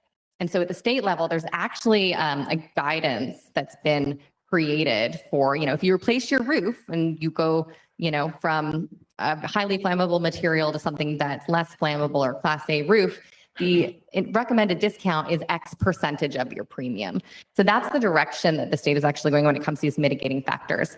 Last thing I'll say on the California wildfire situation as it is right now is that, yes, there are conversations. Are insurers going to leave? Are they going to stay? What are they going to do? I can tell you, having live conversations with insurers, both large and small, even within the last 2 weeks as this situation's unfolding, there are insurers that are seeing this as a need to stay in the market. Lots of great public statements from leadership and some of these massive insurers saying, we're not leaving, we're staying. And in fact, there's specialty insurers from outside the state that are seeing this as an opportunity to enter the market because they know they just need to measure risk better and differently than it's been done before. So that's how we're thinking about this, and that's what's happening on the ground. It's an amazing product. The team will be around for more questions. Thank you, Lise. So our next team is working, it's called Forge Minerals, and they're working on a groundbreaking process to store carbon in valuable minerals. And what's really exciting is that they're already working with several industry majors, and the team is so committed that one of their co-founders moved from South Africa to the UK to take on this problem. So I'm really excited to welcome Ian, the CEO and co-founder, on stage to tell us more about Forge Minerals.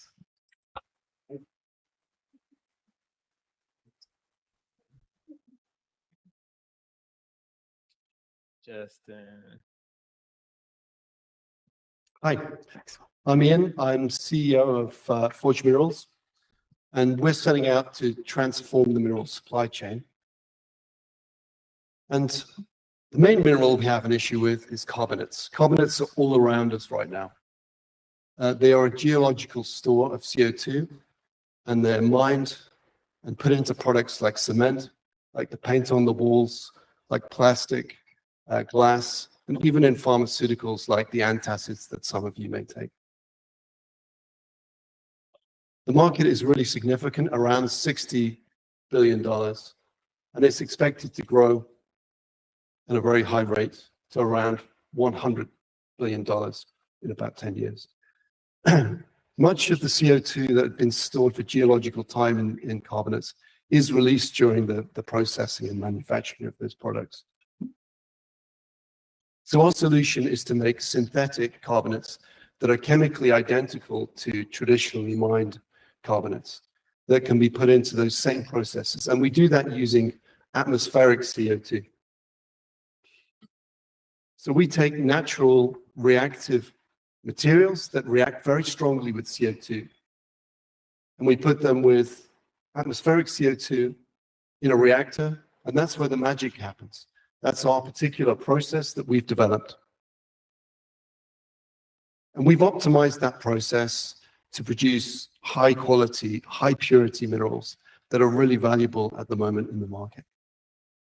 And we're talking to customers in pharmaceutical, a couple of companies in pharmaceutical, one of the world's biggest cement and aggregates producers, and a major producer of magnesium-based products. And how does this compare to traditional carbon storage? Well, traditional carbon storage is basically cost on cost on cost. That's my perception of it. And traditional carbon storage, subsurface storage, is also predominantly used for enhanced oil recovery.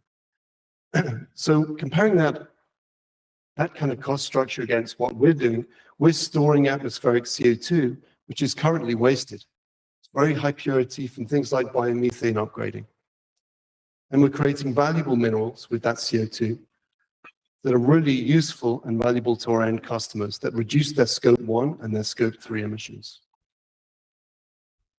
We set out thinking we were a carbon removal company, and we very quickly realized that the minerals we will produce will drive the majority of our revenue. And CDR, carbon removal credits, that's upside for us. And here's how we scale. Back in November, after we got our first investment, we went to the lab and we did 200 experiments at this kind of scale. By January, we'd increased the scale by 10,000 times in what we're calling the mini forge, which is a commercially available reactor. And we're now pumping out samples like this at the kilogram rate and sending it to our customers around the world. That is effectively climbing chalk, by the way. This is creating IP for us. We have an IP attorney writing an IP application as we speak. We're going to take the mini forge onto our customer sites. We have industrial partners set up to do that. And that's going to generate our first revenues. But it doesn't stop there, because the next stage is Big Forge, inventively named Big Forge, which will generate around 4 tons a day. It's a modular unit, so it can scale to industrial levels. And we're going to make it continuous. So that's going to generate more IP for us. Our strategy is centered around this IP generation, which, by the way, we've secured 2 grants for, and we are in diligence for another 2 grants. It's centered around securing feedstock. This is a feedstock business, and we have secured sufficient feedstock to reach across Europe. We could be operational anywhere in Europe right now. Our industrial partners are delivering scale for us. So we have industrial partners looking for sites that we could deploy in the UK right now. And we have engineering partners working really hard on developing the technology that will allow us to scale quickly. And finally, we have distribution partners secured that allow us to extend reach in Europe right into those end customers. So we're looking for £1 million. And what that will deliver is extended demonstration using the mini forge to really get our product out into the market and to develop consistently high quality product, focusing on purity in the high end of the market initially. We're looking to take the mini forge on site to biomethane upgrading sites and use that biogenic CO2 to continue that demonstration. Oops, sorry. And then we're looking to develop the big forge, which is fully designed, fully engineered, which will be fully engineered. So here's the team. I'm the CEO. I'm a commercial guy by training, an economist by training. This is Sylvain. Sylvain is a PhD in geoscience with 15 years of experimental geoscience in his pocket. And unfortunately, Matt, our third co-founder, the COO, can't be here today. He's detained in the UK. But he also has a PhD in geology, really knows the market and knows the minerals, but also has 9 years of commercial startup experience. We're looking to speak to investors who really want to get involved in this net carbon negative minerals market. So we would invite any investors who are interested in speaking to us to get in touch. Thanks very much, and we'd be delighted to take your questions.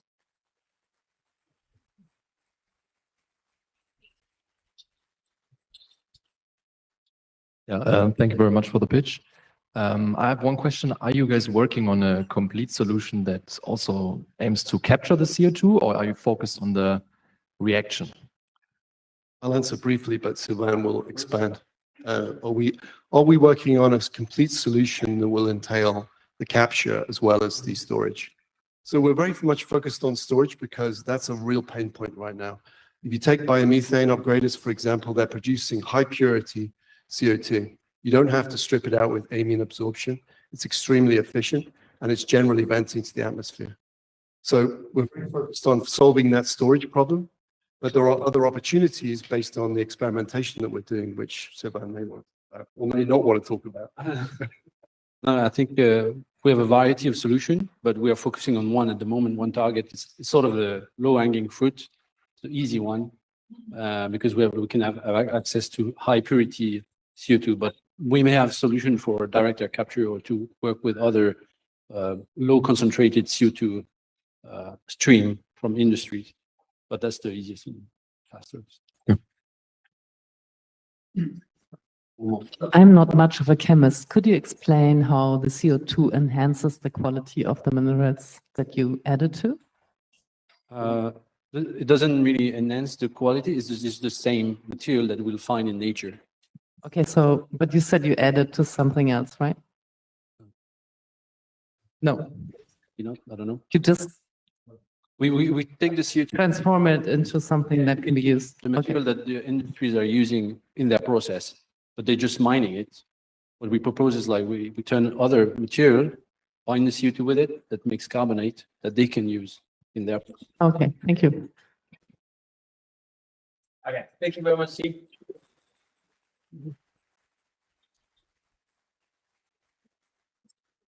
Thank you. You heard from Nicky earlier that we've now trained over 1,000 people to become climate tech entrepreneurs, and we've invested in 75 companies. So we've really starting to see what sort of team combinations really work well together. And one that we see a lot that works amazingly well is someone from a deep domain expertise, so often from industry, and then a commercial hustler, oftentimes, especially in Germany, seems to be from consultancy, so the usual consultancies that you can think of. And the next team is exactly that. So we have Francesca, who's ex-Uber and ex-BCG, and Julian from deep domain expertise in biomethane. And what's been amazing is that the two, they've been going about this in a very structured, very fast way. And yeah, I'm very excited to have the two of them now present Intelligest and how they're going to revolutionize the biomethane industry and help them to be more profitable and effective.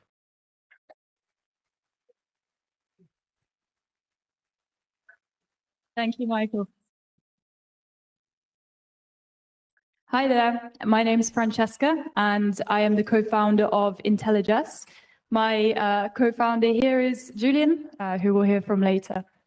So Intelligest is the AI-driven optimization platform for biomethane, which has already been mentioned a couple of times today. I'm going to introduce someone else to the screen. This is Simone. He is an operator of a biomethane plant in northern Italy. His plant produces enough gas to offset the emissions from 4,000 cars alone. But Simone struggles. He has fragmented data that he doesn't really have good access to. He has a lot of manual processes that he's having to do day on day. And actually, his plant is operating about 30% below capacity. He suffers from about 20% of days that he has to shut down the plant as a result of biological or mechanical issues. And this is costing up to £1.4 million in missed opportunity for his plant. His plant manager is not particularly happy about this. And from Julian's expertise in the sector, but also the time we've spent over the last 6 months in biogas and biomethane plants, observing operators, we've seen these problems extend across all of the plants we've seen. We're talking about 20,000 plants in Europe, and we're talking about 50,000 plants globally. Why does this matter? Well, I think Kendra from Siemens actually was talking earlier about, the importance of the energy system and decarbonizing that and the immediate impact that that can have. And that's really what we see with biogas and biomethane. These are 50,000 plants that exist. They're active now and they offer immediate decarbonization. This is because every meter cubed of gas you're getting from the waste, you are displacing, you're injecting directly into the grid as an alternative to natural gas. And what does this mean? Well, if these plants were operating at full potential, we could get up to 30% of Europe's gas from local energy sources. This is important for decarbonization, but also for energy security. We need increasingly locally produced European gas to meet our needs with the changing political climate. And I'm going to pass over to Julian, who's going to talk about why we think our solution can really push the sector forward. Thank you, Francesca. In order to solve all those issues that Simone's plants is facing, we have created our AI-driven optimization platform with two main features.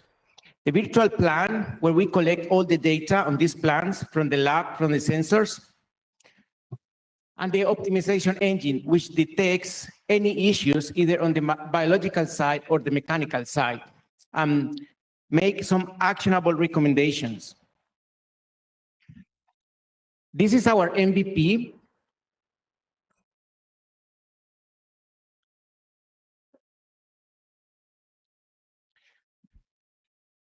Where the operator can have on his hand all the data, all the plant data, the key variables that impacts the performance of the plant. And if there is any issue on the biological, mechanical side, the AI algorithm detects it and makes some recommendations, easy to understand recommendations, as we can see on the screen. And these recommendations can be, pump failure or equipment failure, or increasing the feeding to the plant because the biology is ready to do that.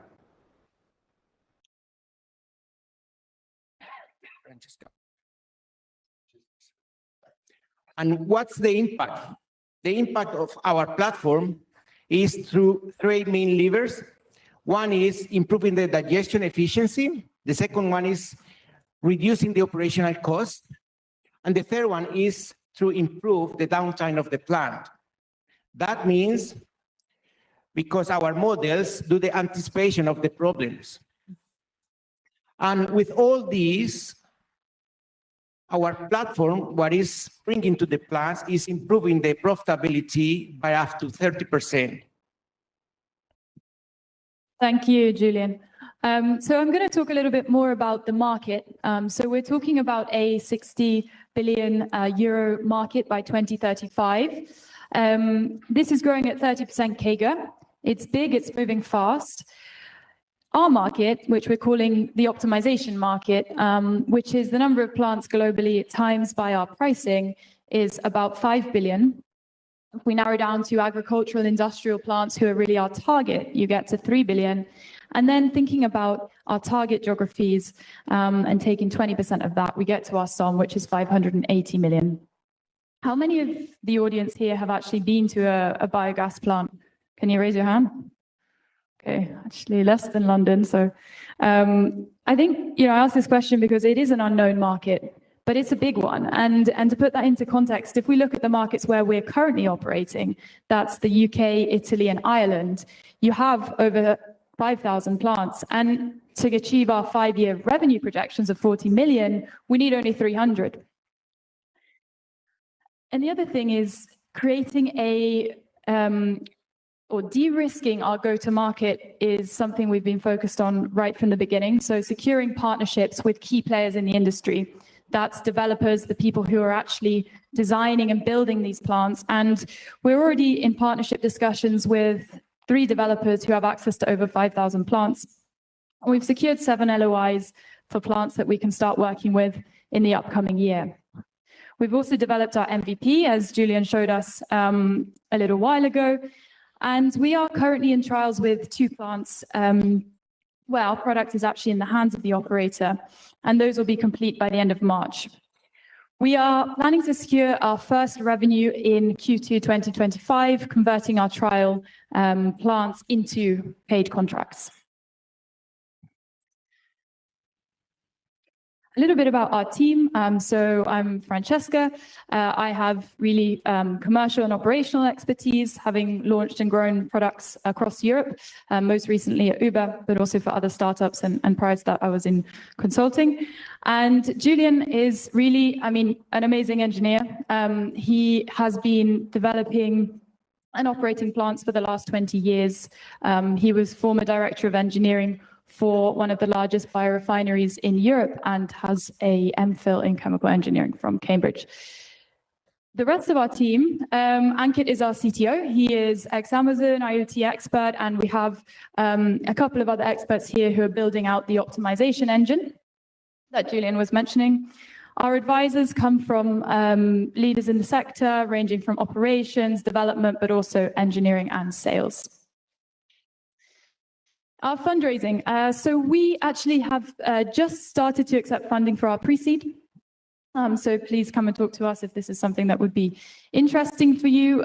We are mainly using this to commercialize our MVP, roll that out to 10 plants, develop our core product, that's our optimization engine, and secure 10 plants this year, 30 plants next year, and 2.5 million in revenue by the end of next year. So going back to where we started, so back to Simone, who was the operator we saw at the beginning of the presentation. This story is real. Simone is our customer in our trial plant, and his feedback so far has been really positive. So it's really, and he's talking here about our platform, really useful one-glance support wherever I am in the plant. In terms of his plant manager, is really looking forward to seeing how the optimization is actually going to change the P&L of that plant and deliver them value. And finally, the plant biologist is really saying they have not seen anyone in the industry thinking the way that Intelligest does. So we think, going back to why we're doing this, we think it's really important to be able to bring technologies like AI, ML into these industrial contexts where they can drive real and immediate decarbonization. And if any of you share our vision and want to hear more, we'd be delighted to talk with you after the event. Thank you.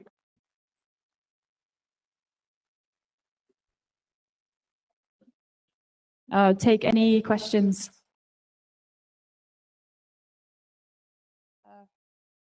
Thanks, super interesting. I was wondering, how exactly does the platform improve the digestion efficiency? I'll pass that on to Julian. Yeah, our models are continuously monitoring the biology. That's the key for us. And that's where I'm coming from, building other plants, other fermentations. And we take care of the biology. And when we see the biology is ready, it's operating within that safe range, either temperature-wise, either ammoniac and nitrogen-wise, either all those variables, then if all the biology is working there, volatile acids, then we say, okay, the biology is ready to accept more. Or we are getting into a zone which is quite, where the biology can be a bit unstable, then we do a bit of changes then and we recover the biology. But by doing that, we always improve the biogas production. We have in the previous trials, we have done some of these tests in the plants. For example, we saw one of the things we detect is that plant was running at very low solids level. And we check the biology, say, well, biology is ready to receive more. And then the dry matter content of the digester was around below 5%. And we say, biology is ready, it can accept more. And then we start increasing it, We did it manually, but it's what the algorithm is gonna do. And then until we go to the level of 8% solids, and then we increase from 2,500 cubes per hour, normal cubes per hour of biogas production, above 3,200. And that was only by taking care of a couple of variables, 2, 3, as I said before. But of course, the model will take far more variables at the same time. Thank you. So that does mean you have to probably insert some physical sensor into the actual tank, right, to get these data. How are you going to tell that otherwise from the outside? Yes. Our company is only software. The sensors are already installed in all these plants. Is how much do you feed by scales or pumps or flow meters, temperatures inside the digesters, or how much biogas you are producing through a flow meter, and so on. So all the sensors are there. And also the lab analysis are also there and are available. So we are not including any hardware at the moment. We have some future developments for that, but it's at the moment we are only taking taking into the account what is in the existing facilities. Okay, then there's maybe last question, that what exactly is it that you're doing with the data that the operator cannot do themselves? Sure. I think the first thing to say is that operators don't have access to all of this data aggregated and available to them. So what they have access to is, a typical SCADA system, which is a control system, might be a Siemens control system, for example, but that really shows them, what's happening in my plant right now, what's the temperature on this digester, what's the agitator speed, what's the pump flow rate. And what we're showing them is, well, what's the performance of the plant, what's actually happening, how stable is the plant, how can I optimize this system? And what the AI model is doing is incorporating biological expertise, which usually is, outsourced to a consultant or a biologist who might do a one-time check to understand what they might want to do. But this is happening continuously. So it's telling the operator, tomorrow, how much should you feed? Of what? That's all optimizing the cost of their input, for example. What should my temperature be? Taking the weather data and understanding, well, tomorrow there's going to be a temperature drop of 5 degrees C. So to anticipate that, we can significantly save the amount of heat we're going to use to heat that fermenter and reduce the cost per meter cubed of our gas. And this is happening continuously with all of the variables that you have available to control as an operator. So I think data availability, but also, this expertise that the model's incorporating to do continuous optimization, which a typical mechanical operator, won't have. They're focused on keeping the thing running, basically. Thank you.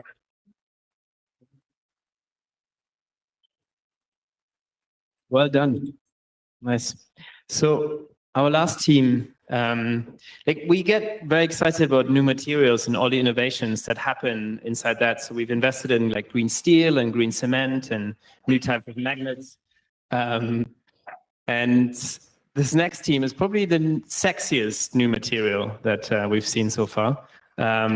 So the team, Taff, Teresa, and Tara they've been really impressing us with how fast they've been moving on this. Normally we invest often in that kind of hardware space pre-product, but they had their first sort of POC with us in the first pitch when we invested. And they've just come back from New York, where they have been taking part in the SOSV Indie Bio Accelerator, and they're now back to really get on that mission of making insulation sexy.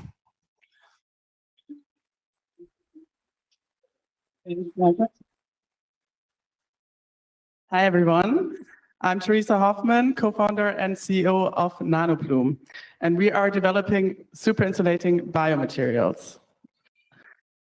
Who here has been very excited about materials or insulating materials in the past? Like anyone who feels like, oh, this is one of the hot topics next to AI and space. Yeah, that's what I thought. So, well, you should be, because insulation, it's one of the essential topics that's surrounding us. So it has definitely not been a sexy topic in the past. I hope we can change that now, but it's everywhere. So you find it at home, in your fridge, you find it in your car, you find it in your apartment, in your house. We're surrounded by it right now. It's in the floor, in the roof, and in the walls. However, the insulation materials that are out there currently are outdated. Mineral wool, for example, is one of the most commonly used technologies, and it's as old as the steam locomotive. It was invented 1840.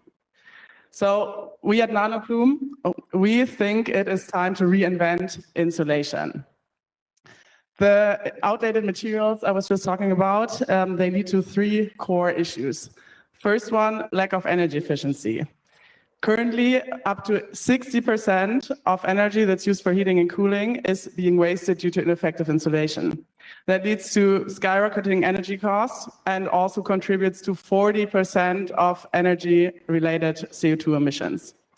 Second, a lot of these materials on the market are super heavy and very bulky, and in the end waste valuable space. And then third, a lack of circularity. Currently, the materials on the market, around 80%, are still based on petrochemicals. And that doesn't only lead to environmental hazards, but also causes health risks for people.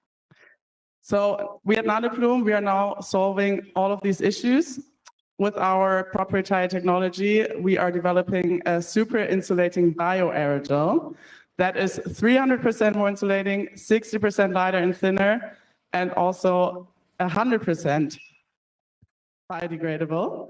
And it's also non-toxic. And I'm happy to prove this point to eat part of our latest sample. It's a bit dry, but I haven't died yet.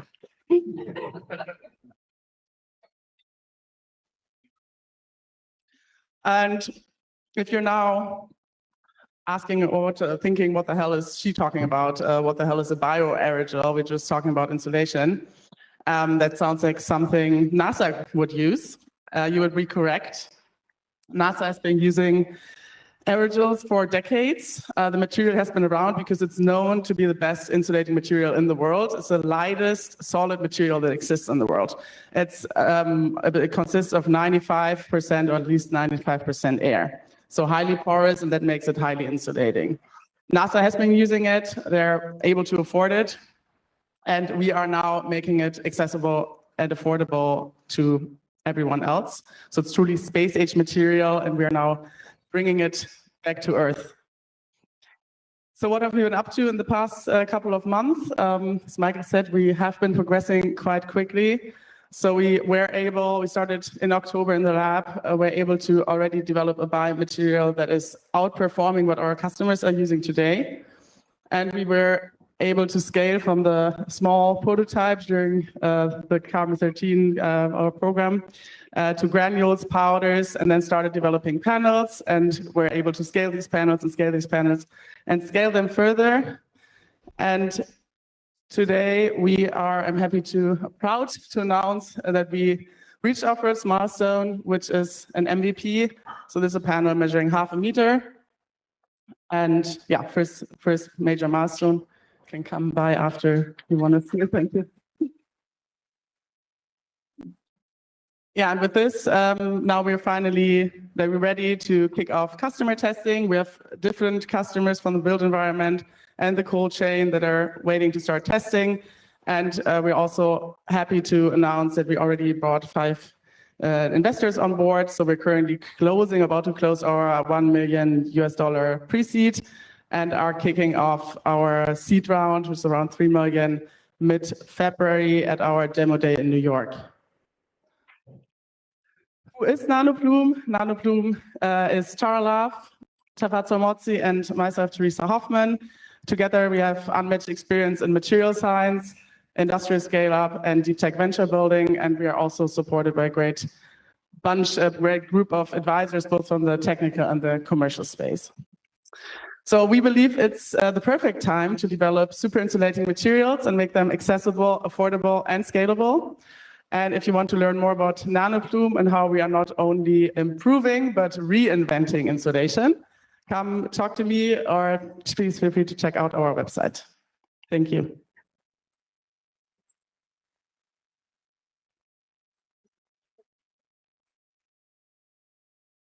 Any questions?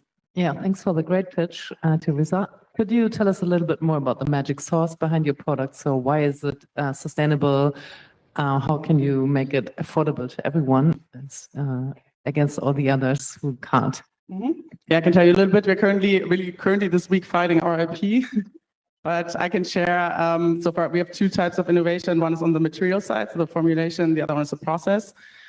Because we are developing a bio-based formulation that itself makes it cheaper compared to other aerogels. And then the larger cost, especially for the cost savings, lays on the process side.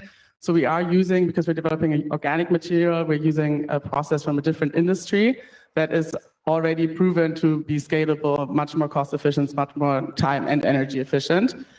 So we're using existing equipment and we're integrating it in a new way. So that's our IP. So we're not developing new equipment.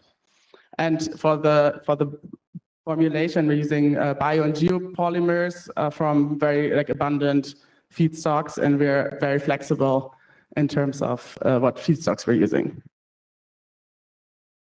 Yes. You were comparing your material to mineral wool, which one of the advantages is it lasts a really long time, which is also the disadvantage. You talk a little bit about durability. Yes, so for all these materials, the normal or the durability is 50 years. So we're also reaching that. And then this good question, why wouldn't it just degrade in the walls? So to kick off this degradation process, it needs to be in an environment, like a specific environment, so certain humidity, certain temperature, and that's not the environment that you see in the application or in the use cases. So there's no risk that this degradation process just starts.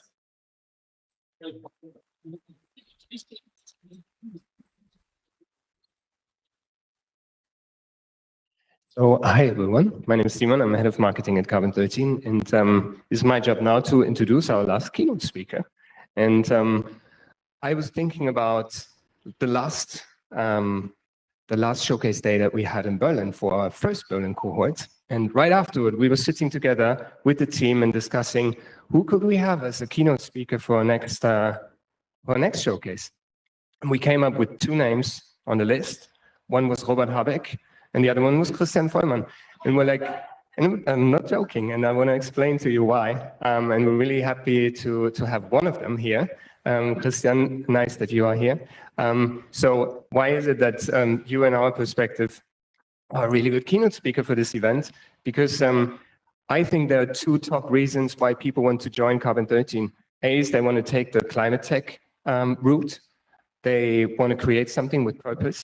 And B, a lot of them are really into deep tech. A lot of commercial founders who join our program are looking for a deep tech co-founder. And I think your journey contains a lot of these two bullet points. You started, I think your entrepreneurial journey started as an intern at Rocket Internet, and then you very successfully founded MyVideo, and then you kind of changed the track, and you started a social impact startup, which is nebenan.de, so neighborhood platform. And finally, that's what you're doing now, you want to create climate impact with your startup Carbon One, which is a deep tech startup. And I am super excited to hear more about your journey and how you want to grow a deep tech startup in Germany. So thanks, Christian, and yeah, happy to have you.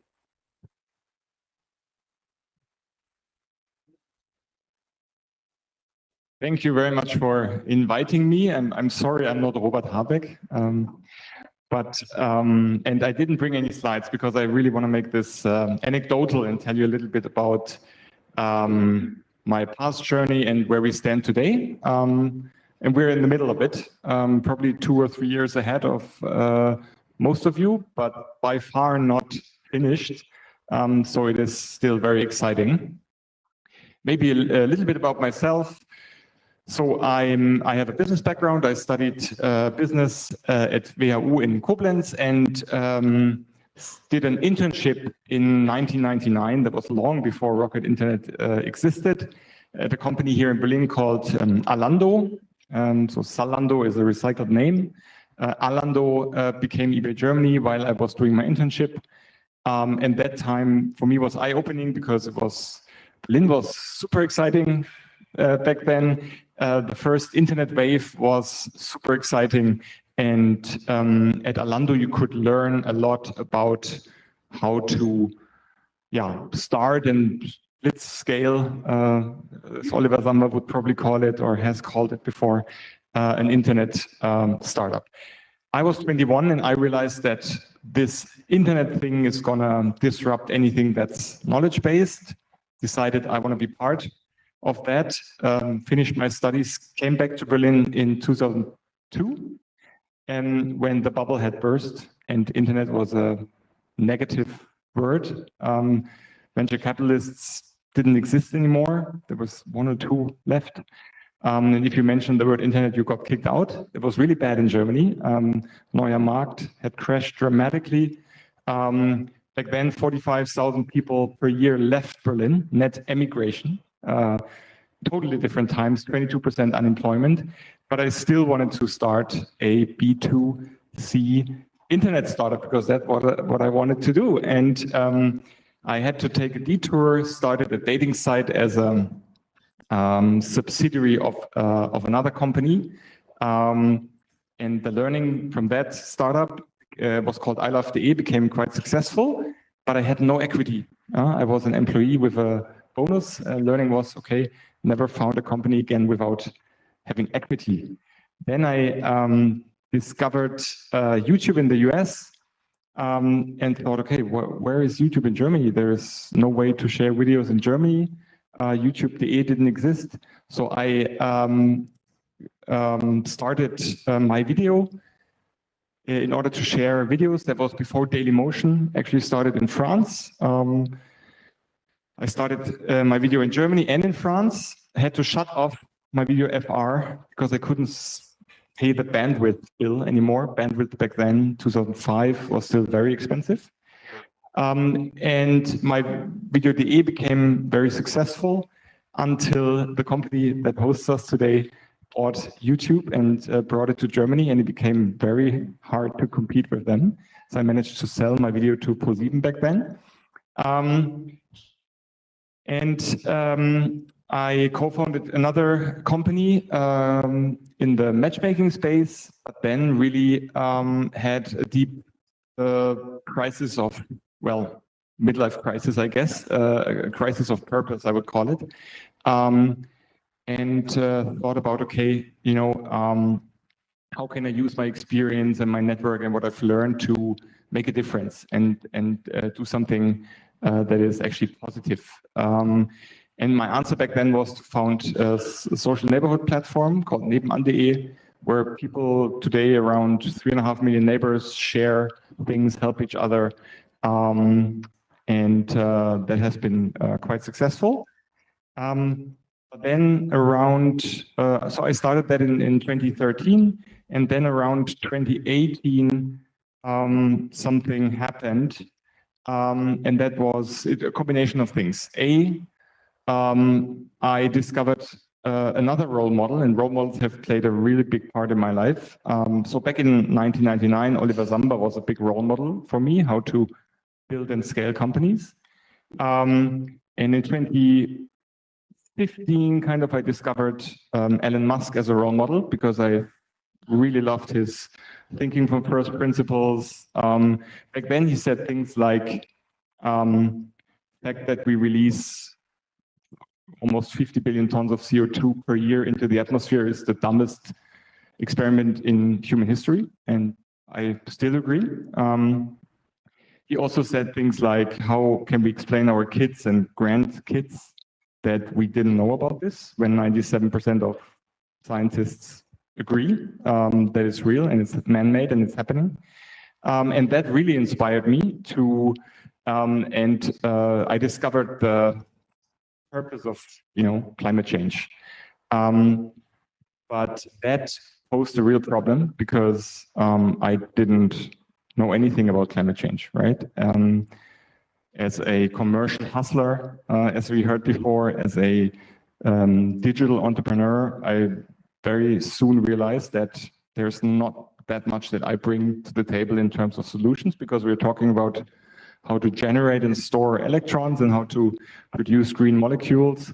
And this is really the realm of chemists, chemical engineers, engineers in general, not only chemical engineers, and people who know a lot more about this than I do.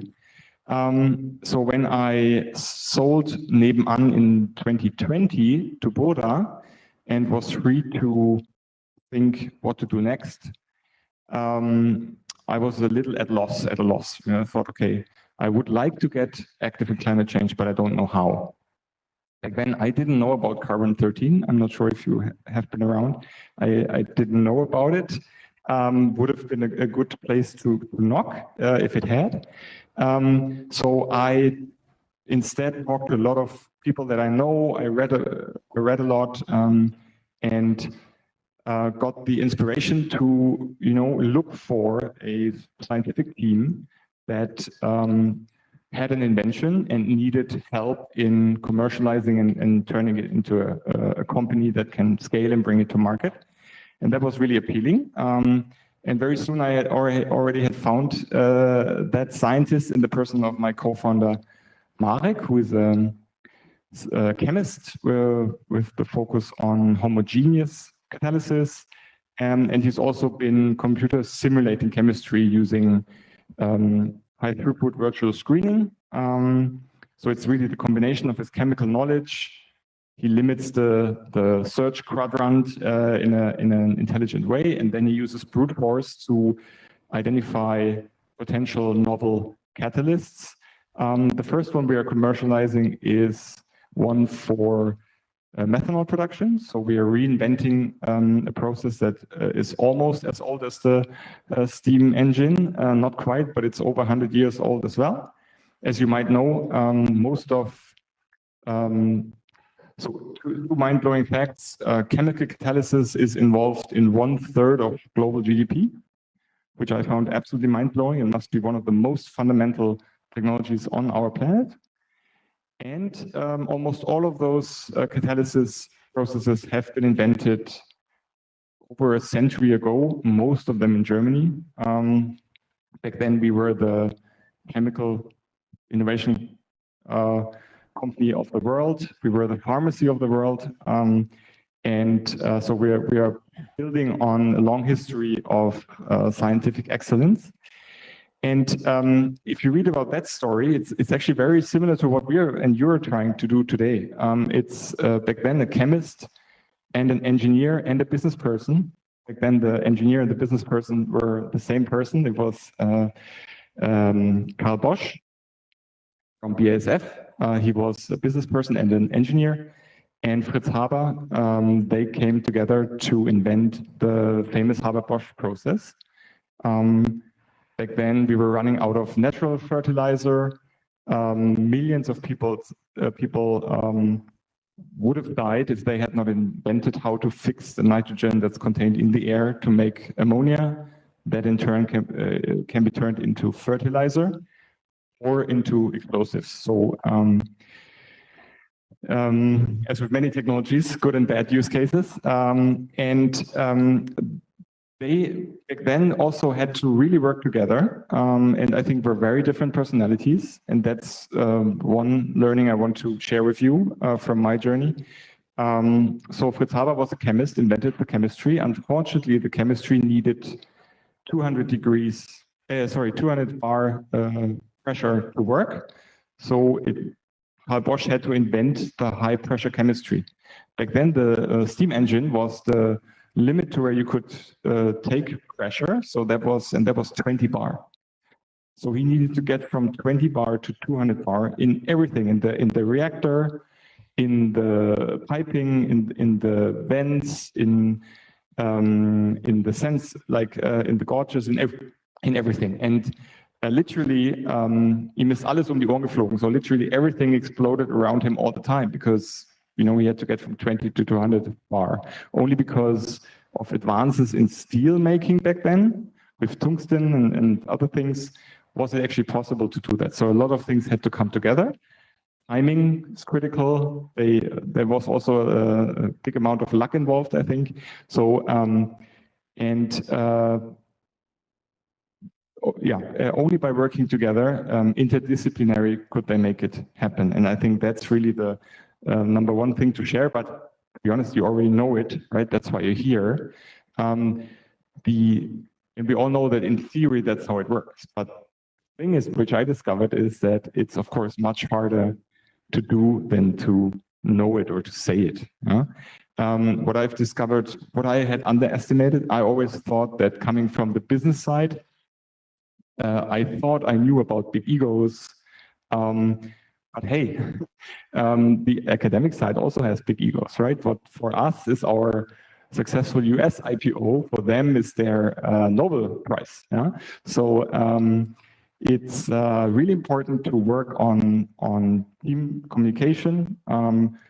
We're constantly working on making sure we're not using the same word, but attaching a different meaning to it, right? When I say bankable, I discovered, for example, at one point that when I say bankable, our technology has to be bankable, my co-founder understands something very different, or basically he doesn't understand it, right? And I have to explain it much better.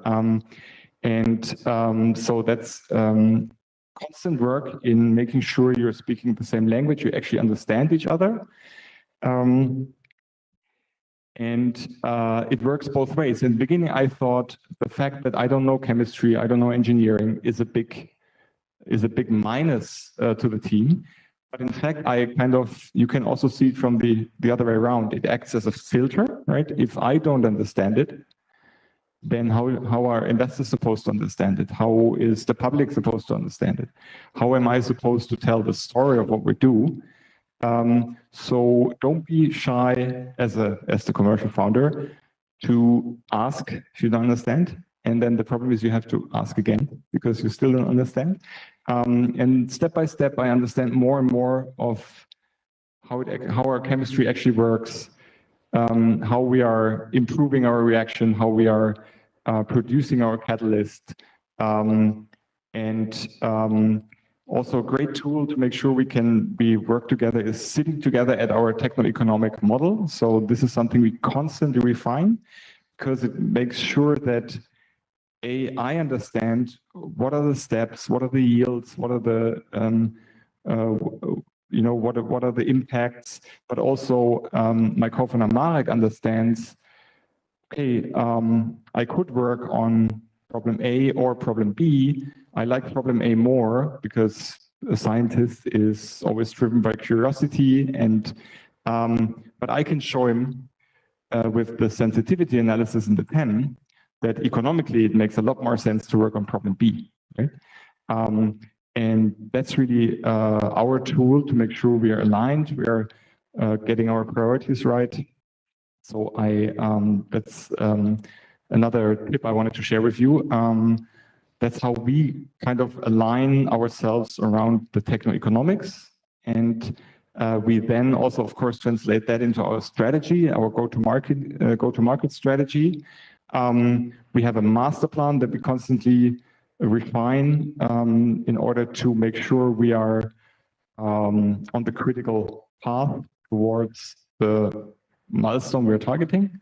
We always think in de-risking our technology from the point of view of our investors, but also our future license takers. So we want to be a technology licensing company. So we think in terms of what does our first license taker need in order to take a license and how do we deliver on that. And then we back plan from there. That's how we steer the company, and that's what has been quite successful for us. So just to maybe explain you where we stand, we are operating laboratories in Berlin-Adlershof. We're also operating a mini plant in Berlin-Adlershof, and we are successfully running our pilot plant in the chemical park in Leuna, where we currently produce around 100 liters of methanol per day. It's not yet green methanol because we're not yet using green feedstocks in Leuna.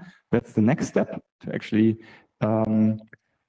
incorporate green feedstocks into that pilot plant. That's the next big milestone.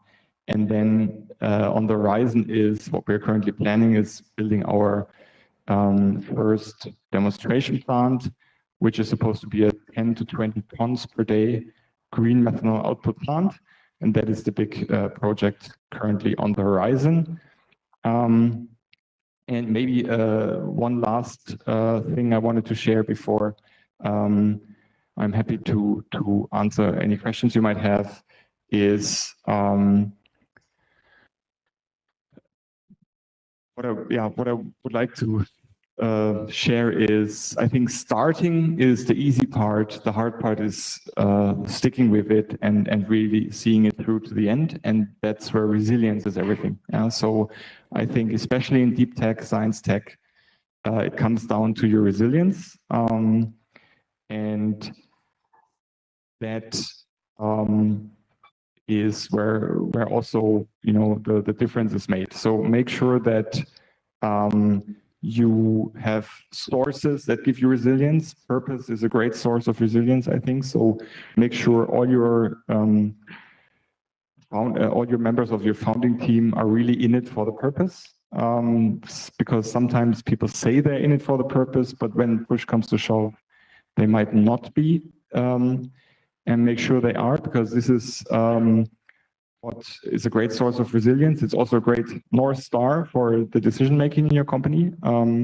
We always say we want to save as many tons of CO2 as fast as possible. And if we are at a crossroads, we always naturally take the way that saves more CO2 faster. It's very great compass to take decisions. And I think it's also, for resilience, also very important to have support, because there's always going to be, it's a roller coaster, right? So there's always going to be phases where it's darker and it's harder and it's maybe not going according to plan. Things take longer, cost more. And in those phases of your company building, if you can rely on a great network of supporters, friends, family, co-founders, that really makes a lot of difference. And I can only encourage you to seek out, get help, try to, and I've seen on your slides of many of you seen great advisors, really try to get them into your company, use their help, use their advice. Don't only share the positive things with them, also share what's not working right now, what are the challenges. Anyone who's been in company building knows, if I'm also a business angel, if I get reports from founders that is like 4 years in a row, everything is great, I know that there's something missing in that report, right? It's not true, and very often it shows up at one point. So be open and transparent to your existing investors.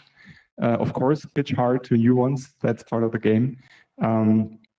But try to don't go this alone, because you need resilience above all. And I wish you all the best. Don't forget, it's super important what you do. I think we need the best minds on this planet to work on this problem, because it's one of the hardest we're facing. And I think we owe it to our children and grandchildren. Thank you very much.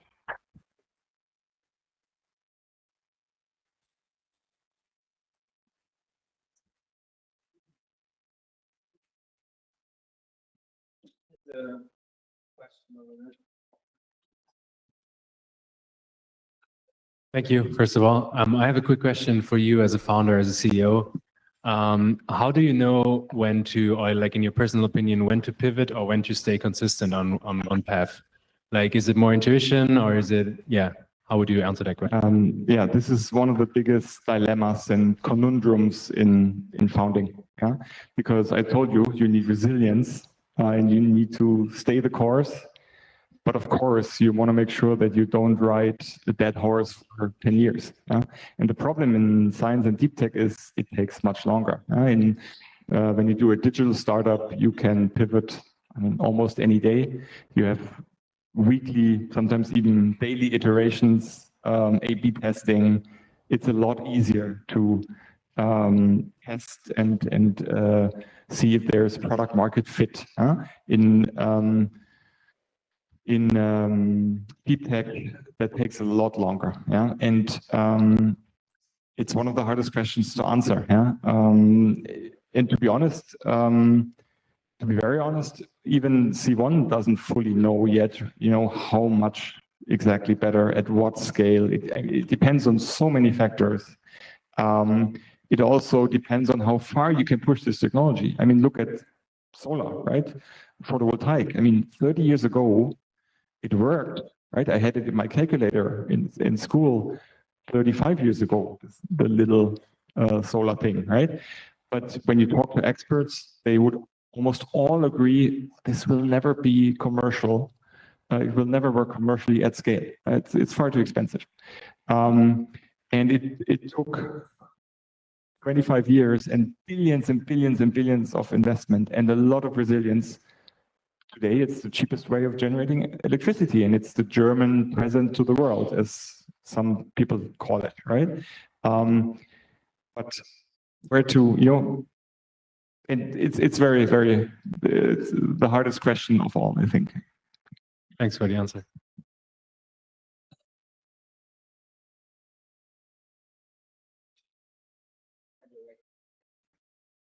Thanks. It's awkward if I sit there and use the microphone. So, Christian, I have a question. I'd say the deeper the tech, the harder it is to explain to investors, but the easier it is to get grants and public funding. I don't know if you are not disagreeing. Can you maybe talk about, how public funding and grants is helping you to develop C1 and how investors like it, if you can show them that you have like this amount of grants already in your pocket? Yeah, public grants are a two-sided sword, I would say. I think, of course, they are important, especially if you work with really deep tech. For example, disrupting 100-year-old chemistry with a completely novel chemistry. Something that has never been done before. We tapped into grants to, for example, the GRW funding scheme. Sprint has given us some money. We've gotten a grant to build the pilot plant in Leuna from the German Ministry of Transportation, because green methanol can be used in shipping and aviation as an alternative fuel. So that has helped us, and investors like it.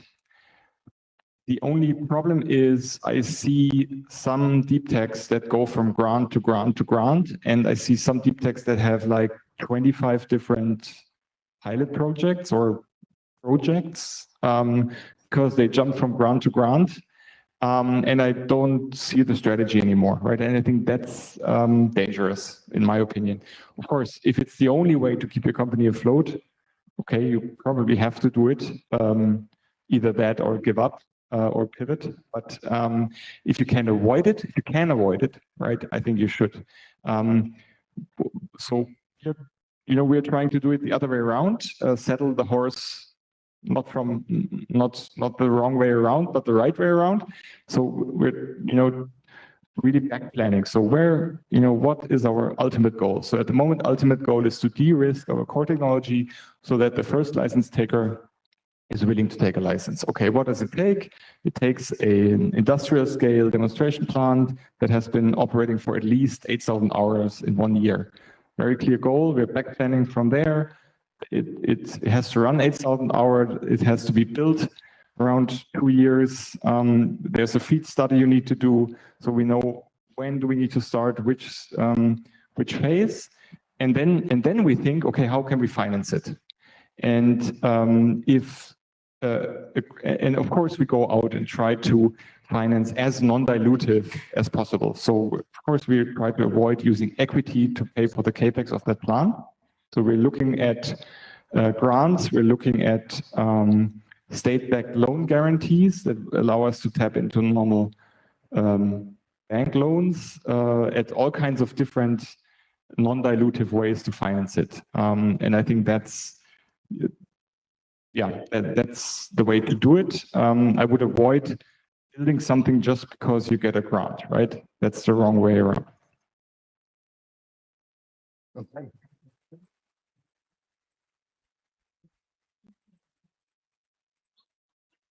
Thank you very much, Christian. And if you have more questions, the networking is coming up, and I am standing between you and the snacks and the drinks, and I'm standing here, and I block you, and I hope for your attention for like 3-4 more minutes, and then we will kick off the networking and have drinks together, and I'm really looking forward to this.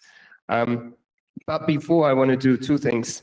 I want to talk about gratitude, appreciation, admiration, and then I want to end with 2 call to actions and 1 icebreaker question for you in the networking part. So first of all, I want to thank a lot of people. I want to thank Google for hosting us the 2nd time in a row, not just in London on Friday, but also here in Berlin. That's amazing, and thank you for this partnership. Thank you, Fabiano, and that's really nice.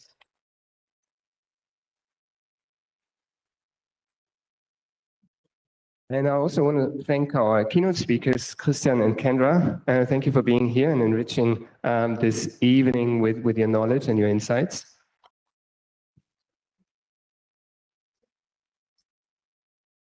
And of course, I want to thank all our teams and all the pitches. And let me tell you something. I don't know if you know this, but this is how Carbon 13 works. Under a year ago, all these people that you have seen here on stage pitching didn't know each other. So we start with 80 people from tech, science, and business, 80 in Berlin and 80 in Cambridge. And then they form teams, they ideate, they narrow down a problem space and have some solutions in their pockets. And then in the second phase, when they're not individuals anymore, but teams, then they really sit down, work on their carbon case, work on their business case, and try to identify the best solution of their maybe 3 potential solutions. And then at the end, they pitch in front of our investment committee, and we take a selection to the third and last phase. And this event is the very last day. So it's like the ceremonial closing of this program. And this is what I want to call, admiration. I really admire what you have achieved in such a short amount of time. And I hope that you all clap on your shoulders. And I would invite you all to give a big round of applause for the teams that we've seen here today.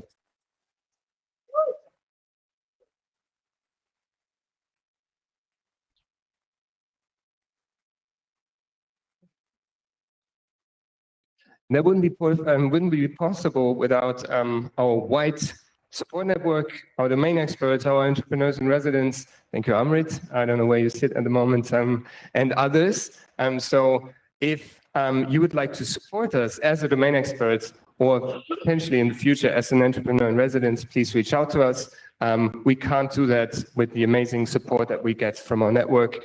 And I also want to thank the online community. And that's my last thank you for now. I hope I have not forgotten anyone. That leads me and brings me to the biggest. It's not really a thank you. It's more like an appreciation and admiration again, because I told you about the different phases that we have in our program, and I can't really talk about what is happening in that 5 months or 8 months that you all have been through.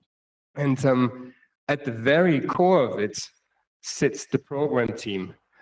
So we have a team, and we have 2 of them here today with Marina and Jack, and they are responsible for helping you, for organizing, for planning phase 1 and phase 2.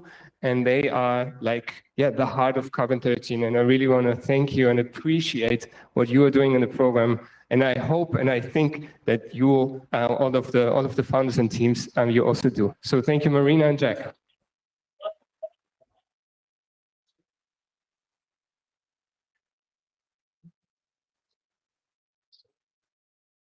I can't forget to mention May. May's doing that in the UK, and I hope May you're looking and watching online, and of course that counts for you as well. So that was the thank you part, appreciation, admiration, and gratitude, and I think we should express that more often, right, in modern day society. And that brings me to the second part, which is 2 call to actions. As Michael has mentioned it before, we're probably one of the most active climate tech investors in Europe, with 75 and soon more investments that we have announced. But at the moment, we're working on an LP fund that will bring us in a position to do not just the initial investments, but also co-investments. So if you're an investor interested to learn more about that, please reach out to us, especially to Michael. And that was call to action number 1. Call to action number 2, the last one, our applications are open. So I can tell you, because we are reviewing and interviewing at Steam already, we're starting the 4th cohort in Berlin. So the 3rd, we've seen the 2nd one today here on stage. The 3rd is up and running at the moment, and we're preparing the 4th, which is starting in April.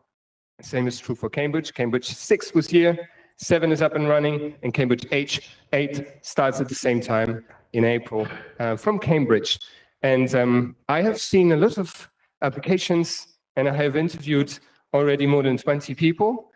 And the scientific talent is just incredible. So I would definitely encourage all the commercial founders who, like Christian, are looking for a way into deep tech and don't really know how to find a deep tech or like a very, tech founder and then someone with a scientific background. Please reach out to me or the team and apply to Carbon 13 for the next cohort to stand, hopefully here at Google, soon on the stage to pitch your idea.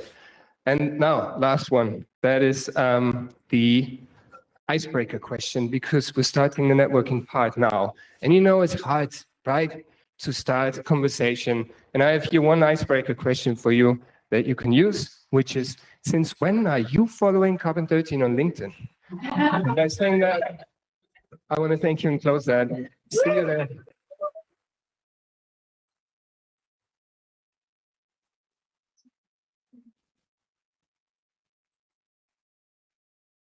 Right, let's have drinks. Thank